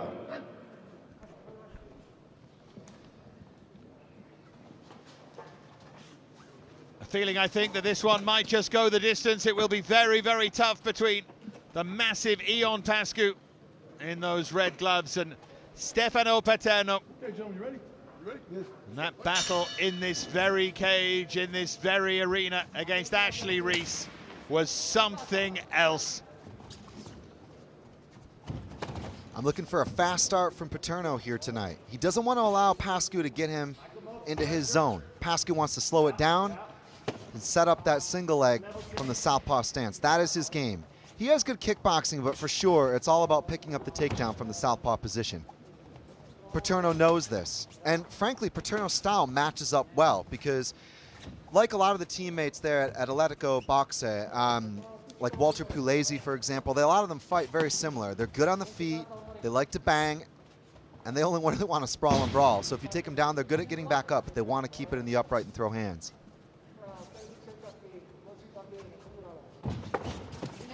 There we go. Pascu closing the distance and getting just what he wanted and getting it early too, and getting it away from the cage.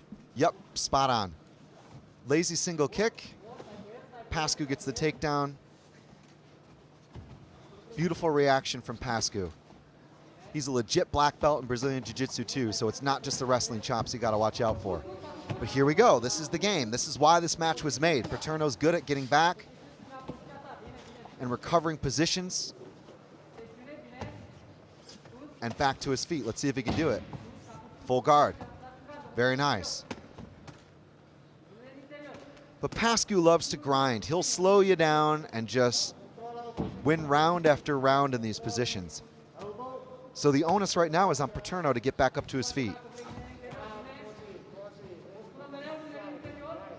Of course, the size of Pascu is relevant as well. He can wear you out from that top position if you allow him to. Good wrist control here.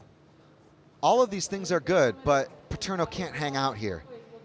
And I don't see him submitting Pascu off his back. It's not to say it's impossible, but the likelihoods of kind of where you'd want to be in the MMA game against Pascu are A, not on your back, and B, not being taken down a minute in. He's had a lot of time to prepare for this. Ian Pascu took on Lorenz Larkin as a late replacement, as he did Ed Ruth. He's very much seen as that kind of fighter, and he's a stepping stone for Paterno here. Of course, he wants to be a lot more than that.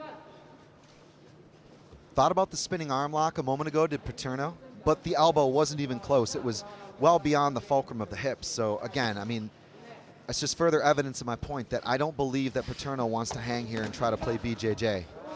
He's back up to the fence though, so he can use this to get back up to the upright. Pascu knows this and just shuts him down, smothers him. Yeah, it's not where Paterno wants to be. I do like the fact that Paterno is creating a dynamic problem, though, for Pascu. He's not just accepting the takedown and hanging on. But then again, maybe he would be smart to just close up the guard, pull him in, hold on tight, and look at the ref and say, hey, how long? Get the stand up. Because you can always ask that question, can't you? How much has Pascu actually done in that dominant position? Paterno's been quite cute here. Yeah, he's working the pass. I like the standing and passing. That's something I wish more fighters would do. I don't like to hang out and tight, but Pascu's now using the fence to try to land and maybe open up some punches, rather. Say land, he hasn't really landed much besides a few shots to the body.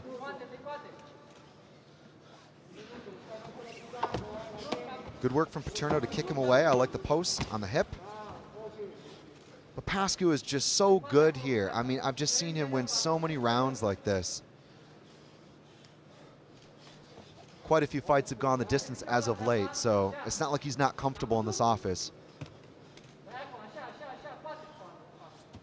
He improvised a heavy bag in a field near his house during lockdown, training in Romania. It went viral, the pictures of that. There was something incredibly old school about it, which everyone loved. Yeah, we've heard all sorts of stories, right? Rooftop gyms, training with your neighbor, yoga, all sorts of things fighters have been doing. But hey, you know, everyone's been in shape tonight. Everyone made weight.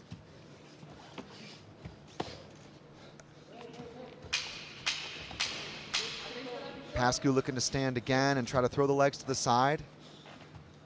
He's not landed any big strikes beyond some of those body shots. But if nothing else, this is an exhausting pace for Paterno. And that will only open up further opportunities as this fight goes into later rounds. Yeah, Pascu spent much of that opening round in that position. And Paterno didn't offer enough to suggest that he had a claim to the round. Good start for Pascu.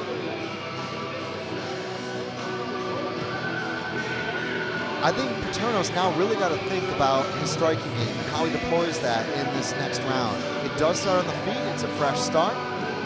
But what he doesn't want to do is throw something that allows Pascu to get a hold of that takedown, because, you know, the writing's on the wall. It's not like there was a mystery as to what this guy was going to try to do to you. So I wasn't able to get any corner audio, but I'm guessing that's to some extent what his corner has advised him to do here.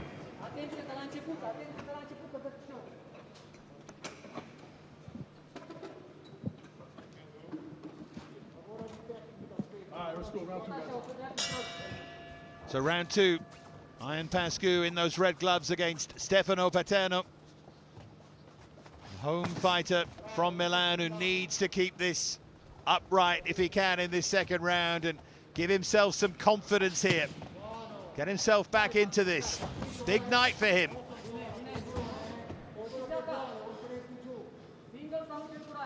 Pascu again, able to get the clinch. Some good kicks there from Paterno, but again, he was throwing single kicks. I don't know why he was doing that. I mean, for sure it's a good thing to attack the body. For sure it's a good thing to set those up, but this is really what you don't want. Because Pascu can do this all day, and I guarantee you, if he's able to do this in the second round and the next round, it's just gonna be a clean sweep. He'll stay busy enough, as we saw in the last round, and Paterno doesn't have an answer. And a lot of people criticize this in MMA. I mean, we were talking about this earlier here tonight. Sometimes people look at these styles of fights and say, why is the guy able to do that? Why won't the ref stand him up? Like, why is this allowed? And I'm of the opinion that if you go out there and you have the kind of wrestling to take a guy down and he doesn't have an answer, he can't get back up, then that's effective, you know? This is MMA. This is the MMA game. Wrestling is the glue that holds all of these things together. And right now, Paterno is stuck in misery for the second time in a row. Yeah, it's the first M that's key. It's mixed. He can do what he wants within the laws. That's what Pascu is doing. Paterno's trying to find an answer here, and he needs one.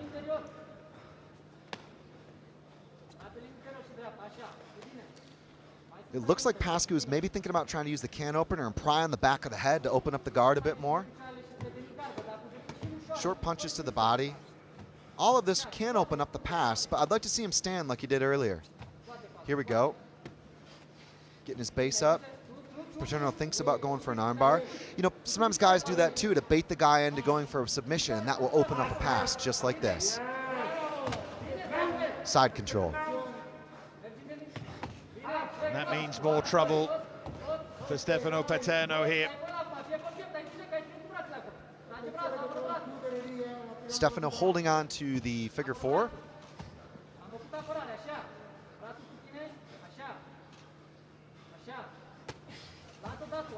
Not going to be able to finish it, but you know, you can use it to create a scramble in these positions. But he's had to abort as Pascu had, yeah, this is one of the things he really loves, the crucifix. Nice work from Paterno to not accept that, but then Pascu just slides into mount. Windshield wipers right over with the left leg. Nice time escape there. Paterno bucked and pushed Pascu back. I think he caught Pascu resting. Sometimes guys do that. They take an advantage, they move from position to position, and then they take a breather. That's the time to escape. Nice stuff. Then Paterno thinking about the heel hook a moment ago. Pascu resets. Yeah, still not able to get back to his feet. Still he's in that punishing position.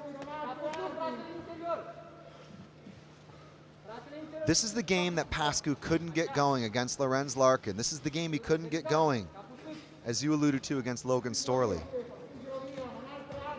This is the game that a lot of guys just really struggle with. And I mentioned during the walkout that for sure Stefano and his teammates are well schooled in kind of that stand up and bang and defend the takedown style, but there's levels to the game, and Pascu is a veteran.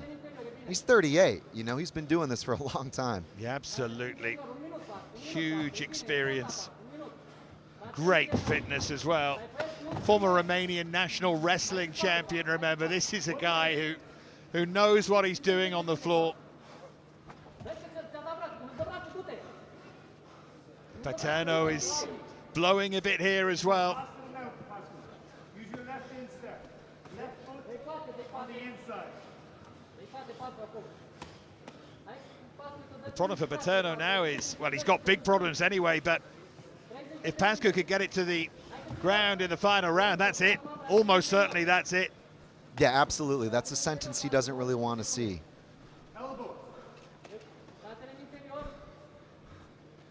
He's been able to recover guard. I mean, these haven't been completely uncompetitive positions. You know, he bucked him off when he got mount. He attacked with the leg lock. But Pascu has done just enough here. Ooh, nice. That's a better attempt. That's a much better attempt. The elbow wasn't quite deep enough, but it was deeper than the previous attempts. Again, Pascu maybe didn't quite expect it. And those are often the best times. You can feel it when you're grappling with guys. You can feel when they maybe start to relax or when they maybe start to hesitate, and those are the times to make the moves. That was a better attempt.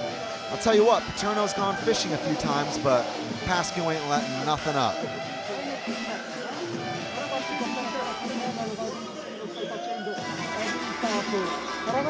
He needs an immense final round here, Paterno. There's John Kavanagh, proud of what Pascu has done so far.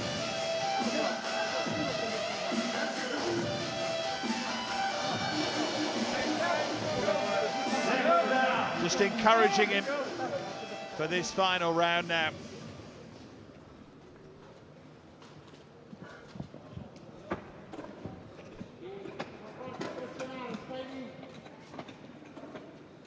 Can Paterno turn this into his kind of round? Pascu so far able to just completely shut down that game. There's a method, right, to the madness, and there's a reason why he's taken the fight into this space repeatedly. Not only because he has the upper hand, but because that just disallows what Paterno's so good at. Nice head kick, very good. Pascu's got all those tricks too, for sure, but you know, if you're a good kickboxer and so is he, but the gulf between the wrestling, for example, is much wider, that's where you want to take the fight.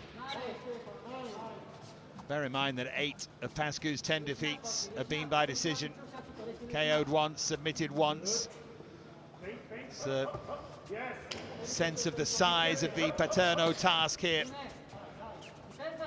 That's presuming he is 2018 down.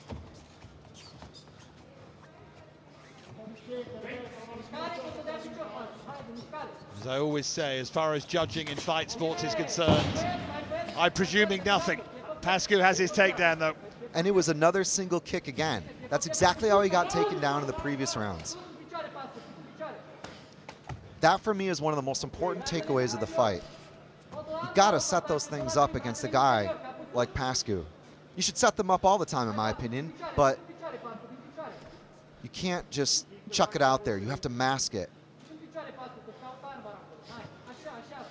And what you really can't do is make the same mistake 3 times. You can do it once and learn from it, but 3 times is crazy, and it might just have cost him the fight. I mean, for sure, sometimes those shots are wide open. You can catch a guy cold. But one would take a look at the data, and one would see those patterns logically and probably think, all right, I'm not going to do that again. Half guard. Pascu nice and deep. Look at that head pressure and the shoulder pressure here. That should open up the pass if he's staying with it here. Pascu is just so gifted at shutting down all 4 corners, the hips, the shoulders. And it's all at a glacier's pace. It's all kind of creeping and crawling forward. Sometimes grappling is super dynamic and there's big moves, or what seems like big moves. There are often lots of little things put together, but Pascu is just able to waltz his way forward here at a snail's pace. But once he gets going, once his pass gets going, it's very difficult to defend. He's already almost out of the way out. He's going to slide out here, I think. He's almost pretty much in a quarter guard. Yep, there we go. That's the pass. Amazing. That is pressure passing right there, folks.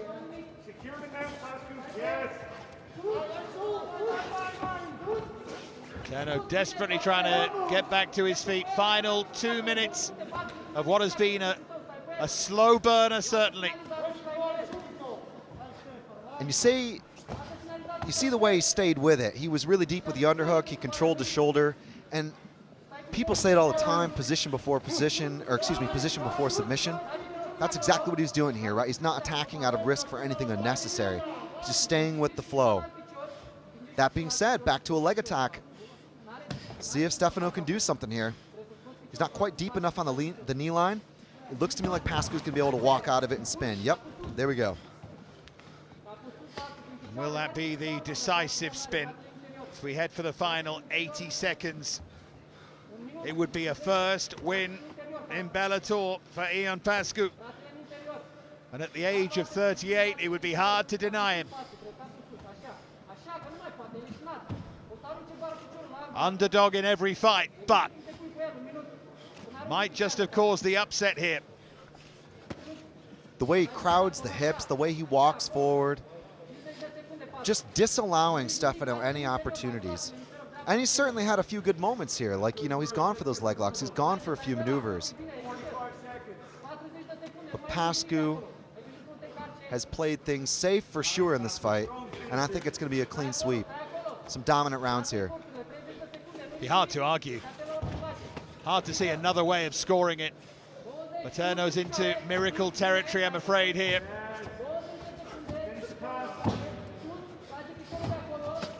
I think Pascu's a bit too clever and long in the tooth to allow for any miracles. Yeah, that punch there, that short little punch, it was all just to get a hold of him again. He's had a one-track mind this fight.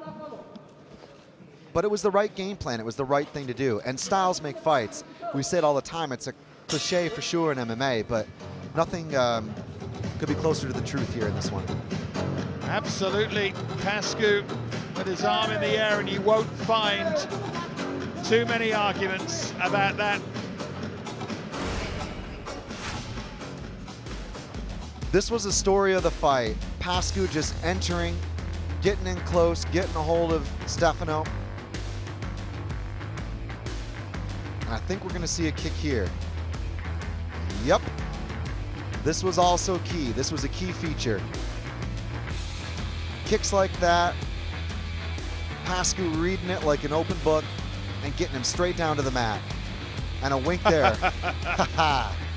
As if to say, yep, I heard you, coach. Game plan to the T. Yeah, disappointing for Paterno. We haven't had the decision yet, but I suspect it'll be disappointing. The heavy bag in the field worked.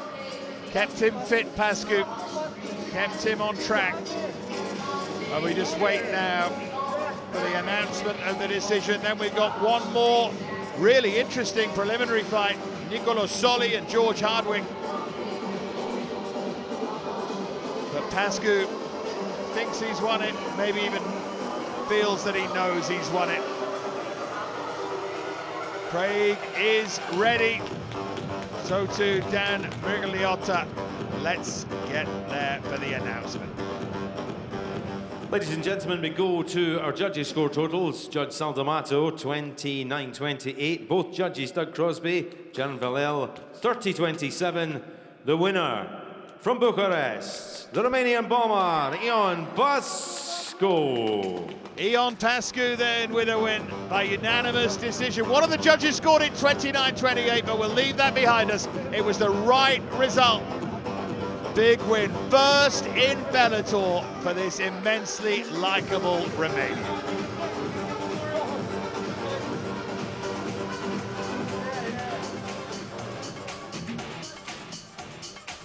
And closer to our cracking fight there, but we are getting closer and closer to our main card tonight. 10 o'clock on Channel 5, headlined, of course, by the undefeated Fabian Edwards, and he goes against Costello van Steenis. I'll tell you what, it got very heated yesterday at the weigh-ins. Not only for me, but I think it's for the whole middleweight division. I'll do everybody a big favor just by shutting his big mouth up. Not only I hate him, I believe that the whole division hates him. That's all right. That's cool. I don't like none of them either. You know what I mean? I found the main card is all middleweights, and I fought a few of them. I beat all of them, and there's one that want to fight me, so I don't like any of them anyway. I think he's nervous. He's going to come out explosive and gas himself out. I've said it. It's a second round stoppage on my part. You're going to see me tomorrow. I'm going to go for the first round. If not the first round, he's he's going down for the second round. And if he managed to survive third round, it will be. But he'll have a big beating. Leah, there is so much excitement surrounding that main event. We are edging closer and closer to it. Fabian Edwards says he doesn't want to make any friends here in the middleweight division. That could be smart. I mean, he's got a job to get done, and that is moving closer and closer to a title opportunity. Yeah, he wants to come in and finish all these middleweights. He wants to leave no question that he is the best in the division, and to do that he has to get through Costello. He's a smart fighter, he's clinical, he's dangerous from the ground, he's dangerous striking. He sets up a lot of his shots and his finishes with feints, and then he jumps in with some explosive power, big knees. Yeah, it's going to be an exciting fight. I mean, Fabian Edwards is an exciting fighter, undefeated, 9-0 right now. Can he walk out of Milan 10-0? It's going to be a big test for him, though, tonight. It's going to be a step up in opponents. Fabian Edwards, there's always been a lot of hype around this man, a lot of excitement. And he stepped through, he succeeded against every challenge that's come. We saw him there against Mike Shipman, who's also on our undercard tonight. Him looking to come back with a defeat to both of the competitors in our main event.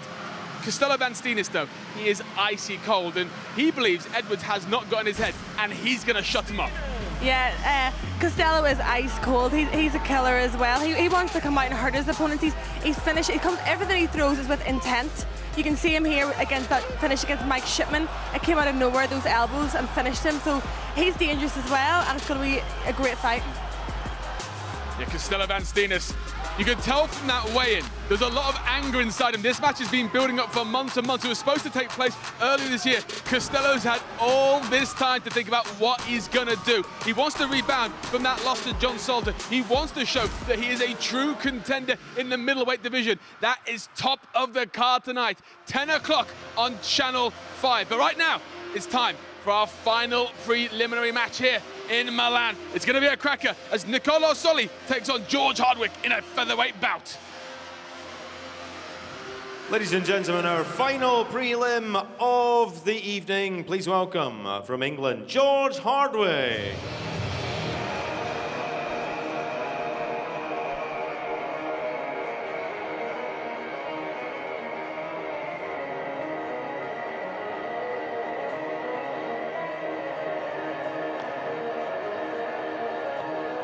Tough night for his brother tonight.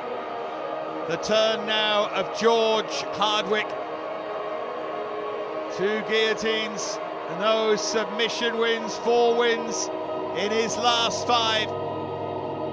Big win against Richard Kiley last time. He is a tough guy, George Hardwick. And this, one of the more eagerly awaited fights of the night, our final prelim, Chris.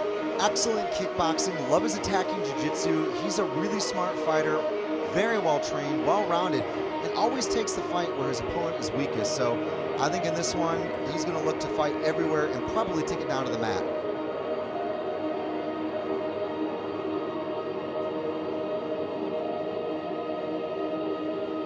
And now from Italy, Soli.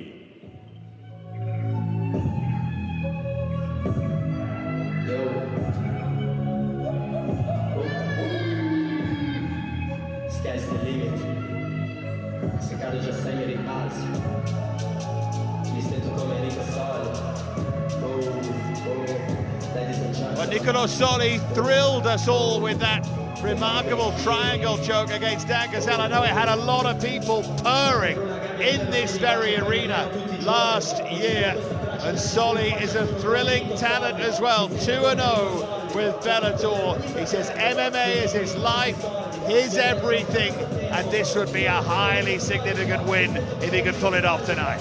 He's emotional, he's entertaining, he's got lots of wild techniques, throws things from odd angles. The big question for me is, can all of that explosive maneuvering overcome the very fundamentally sound George Hardwick here tonight? It's a big contrast to styles. I think he's going to go out there and try to get a quick start in, go for broke. The question is, can Hardwick weather the storm and expose him?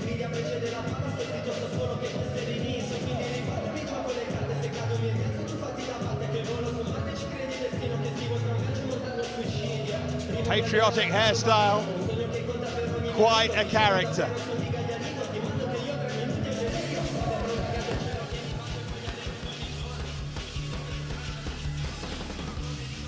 Tail of the tape then looks like this. Soli 3-0, Hardwick 5-1, both young at the starts of their careers. Now Soli uses those long levers, 6'2", so well. He's got a slight reach advantage as well. It's a brilliant match this. Let's get to our cage announcer, Craig Stevens. Ladies and gentlemen, we are live around the world on Bellator's YouTube channel, coming to you from the Allianz Cloud here in Milan, Italy, and this is our final prelim of the evening. 3 5-minute rounds in the lightweight division. Introducing, in the blue corner, standing 5'11", weighing in at 155 pounds even. He has a record of 5 wins, only 1 defeat, from Middlesbrough, England, presenting George Hardwick. Across the cage in the red corner, standing 6'2" and weighing in at 155.6 kilos. He remains undefeated, 3-0, fighting out of Dublin, Ireland, by way of his hometown, Biella, Italia. He is Niccolo, the Monkey King, Soli. Referee for this one, Mr. Dan Mergliotta.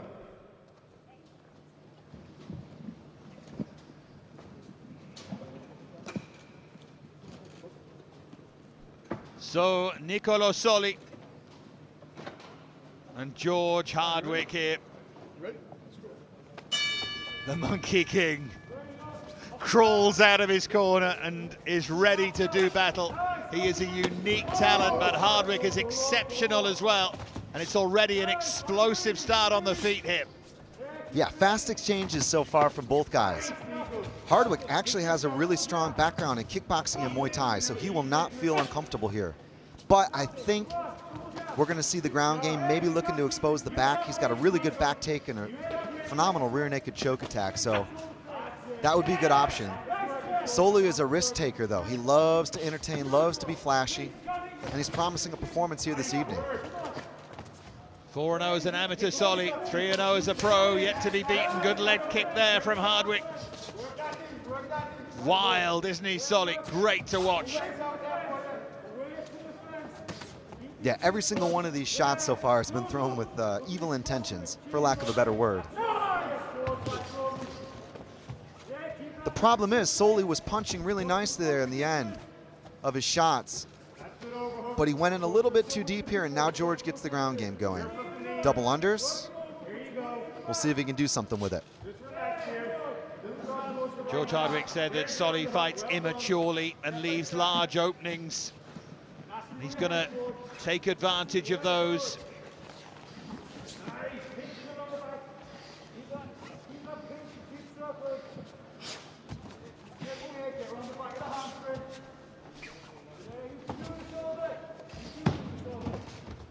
Excellent. Soli there playing a little Uchimata with the overhook. Hardwick recovers. Thought about a foot sweep. This is a great matchup. This was always going to be a really fun fight. The pace that Soli can put out is something Hardwick was always going to be too happy to engage in. And you're seeing that here. Both guys just working everything. In the clinch, we saw it in the kickboxing to start. The knees, the exchanges of positions back and forth. Really entertaining stuff to see. Soli creeping around here, but Hardwick with an underhook isn't going to allow him to get to the back, I don't think.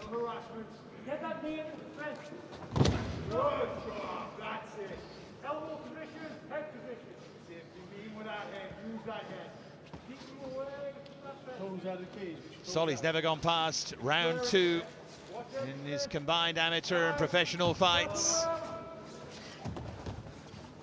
And here comes the back take. This is one of the best positions for Hardwick, I thought, in this fight. He's got one hook in.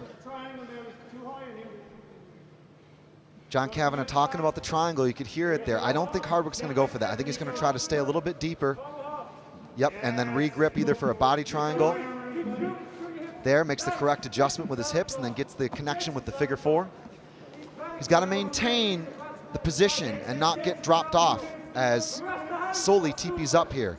Smart from Hardwick to hold onto the leg and collapse the frame that Soli has put in place. Now stretch him back out. It's the back and forth. Sometimes you have to kind of go backwards a couple steps in jiu-jitsu to regain the position that you fought so hard to get.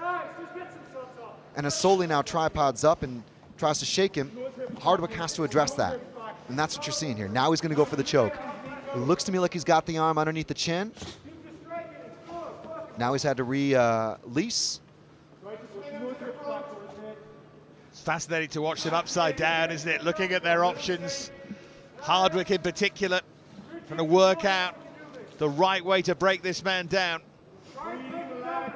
There's a submission here if he can get a hold of that leg. Soli knows that. Squats back down. Hardwick, though, that body triangle is a key lever in this position.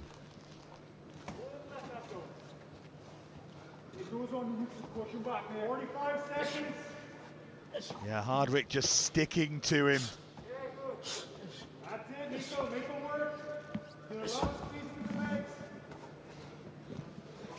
It's a very, very tiring position, this, for Soli as well. Never underestimate that.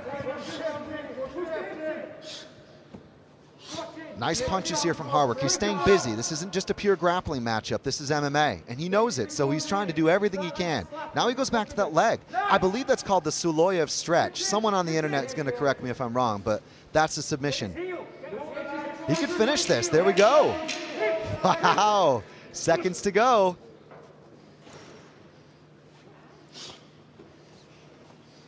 Such a thinking fighter, isn't he, Hardwick? You can see the process there from him, and he's still thinking about it there. He looks in absolute control of everything that he wants to do here, George Hardwick, and Soli needs to find some answers here.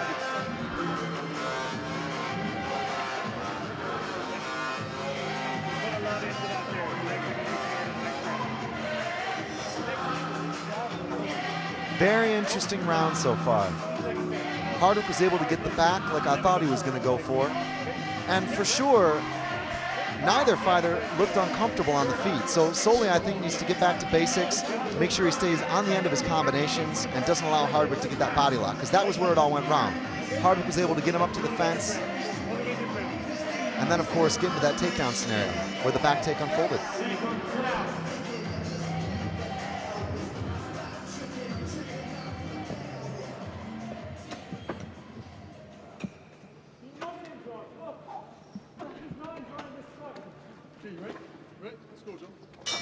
Round two then between George Hardwick in the blue gloves and Nicolo Soli in the red. Eagerly awaited matchup this, and it's not let us down. Hardwick on top in round one. Soli needing to respond here. Again, another electrifying start. I like how Soli is mixing it up here. Giving some different looks, staying behind that jab. Hardwick is walking him, though, to try to get to that fence for sure. Excellent jab there from Soli. And a 1-2. Yeah, using that reach for the first time almost in the fight.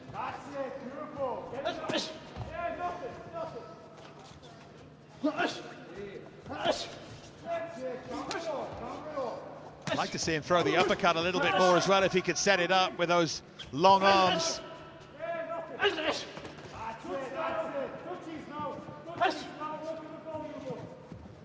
Hardwick continually walking forward. He's got a very disciplined guard. I mean, that comes from that background in kickboxing and Muay Thai. Oh, nice dig to the body there from Hardwick. Soli's throwing back, though. I mean, this is a fun fight because both guys were never going to feel uncomfortable trading in the middle in the pocket. Kick as well there from Soli. This is the differentiator. Hardwick went for the level change. Now looks to take him down out of the clinch, and he passes cleanly here. Not quite, actually, no. There we go, Soli regarding. Got that inverted donkey guard, and attacking the leg now of his own.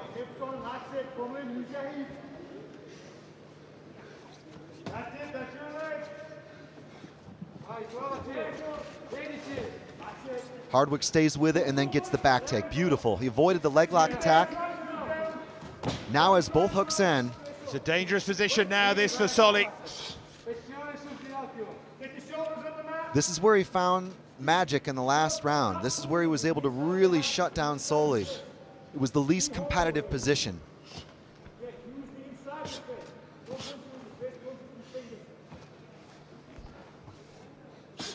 Hardwick punching to try to open up that neck for the choke. Very smart. And you see the way that he pulled the wrist in to collapse the base of Soli? All of these things are a methodical dismantling, if you will, to open up that choke. Credit to Soli, though. I mean, he's defending so far. He defended a number of different attempts in the last round, and so far has proven he's able to do it again. He really needs to turn Hardwick to his right to relieve the pressure on that body triangle. The figure four side of the lock, if you will. This is better. Now he can start to work it open. There's a bunch of ways to do this. One of the ways is you can step over the leg. You can see now with the right leg, he stepped over Hardwick's right leg. You can hip in to make it uncomfortable and force the guy to release it. But punching here to a guy who's on your back, there's more efficient ways to do it, in my opinion. Hardwick stays now with it, going to the mount. Soli bucks, tries to roll. He might be able to get out of the back here. He nearly found a way, didn't he, Soli? Hardwick now has an armbar. He can roll through. If he maintains control of that leg and kicks through, he can go into an arm lock, but he may opt to actually go for a triangle. Both are possible here. He's just crossing his ankles in this crooked guard of sorts. Yep, now he's going to go to the arm lock. He's looking for it here, Hardwick. He was going to kick through for the triangle, couldn't achieve it, now retains the guard. The back and forth exchange of positions in this fight has just been awesome. I was just going to say, what we're watching here is seriously good. Yeah, very technical and scrappy, with both guys just flowing back and forth. Hardwick couldn't get the hook in. Soli able to get the stand up. You can see their minds racing as well. Yeah, I'm struggling to keep up here, Dave. Speed chess.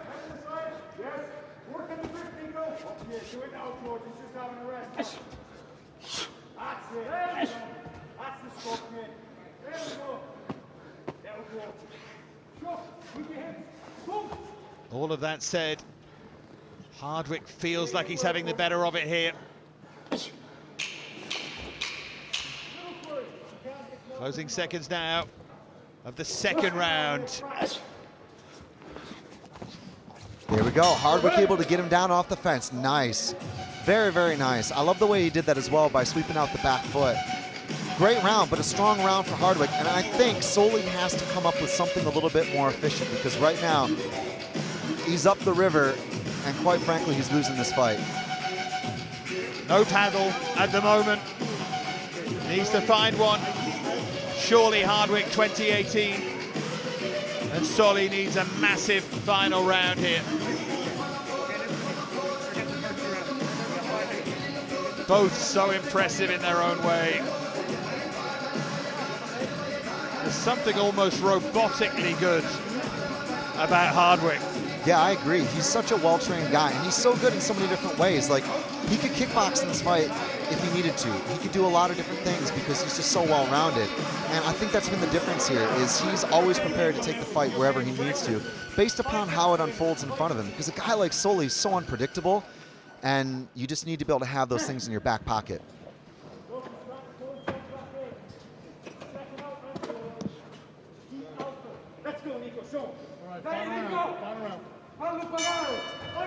Third and final round. Soli needs something massive here against the seemingly imperturbable George Hardwick. The moment he's heading the Monkey King for his first ever defeat.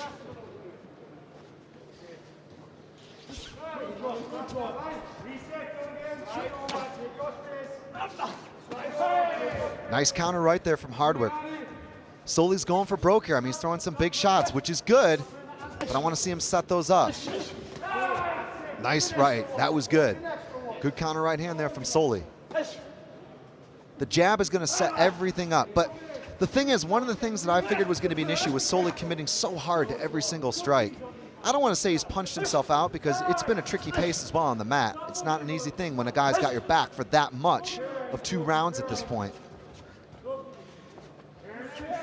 Soli knows he needs something massive and decisive and momentum turning. But my point is he needs to set it up. He needs to let that unfold. Yes, time is your enemy at this point and the clock is running, but throwing every single shot with all you have is just a recipe for Hardwick to time himself and bide his time and get in and get to this position, which is what he's done in the last 2 rounds.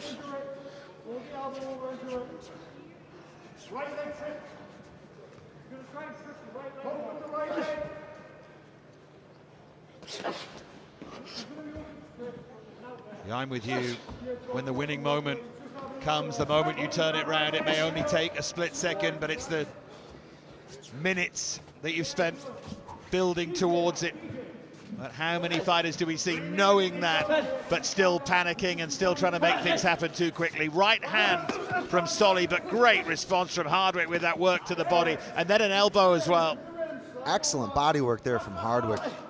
You saw that wide open when Soli's guard was high. But make no mistake, I think he's going to get him up to the fence and then get a hold of him just like this. Level change, gorgeous. Beautiful takedown. Sucks his hips away from the fence, puts him straight down to the mat.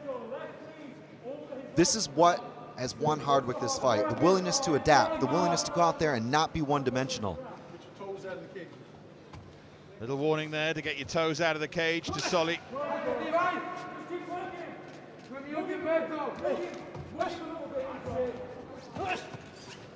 I'm liking the consistency of the work rate from Hardwick. He's never been too far ahead of himself.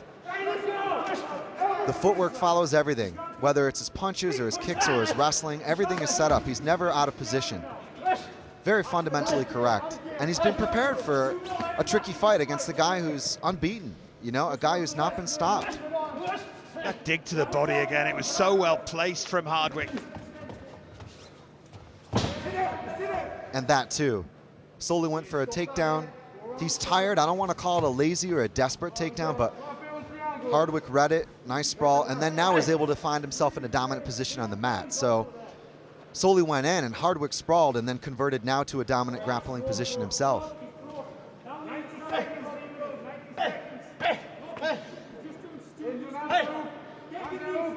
And Soli can go for these things like that. He can box him in the ears, but Hardwick now just playing for time, I think. And why not? You know, you're cleanly up on the scorecards. You're up against a dangerous guy, a guy who is tricky, a guy who does have power and probably carries that power late in the fight.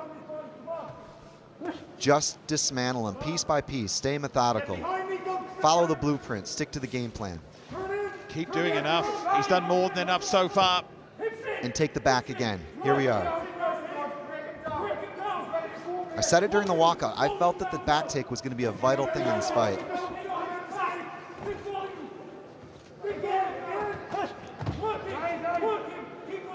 Soli's bucking. He's trying to find a way out here. Even thinking about giving his back to open up an escape, but Hardwick is just all over him here. And the way that he goes up, that's a good escape, but Hardwick then just skydives and stays super heavy.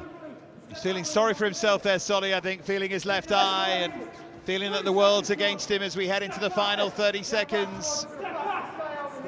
Great display, another big display from Hardwick.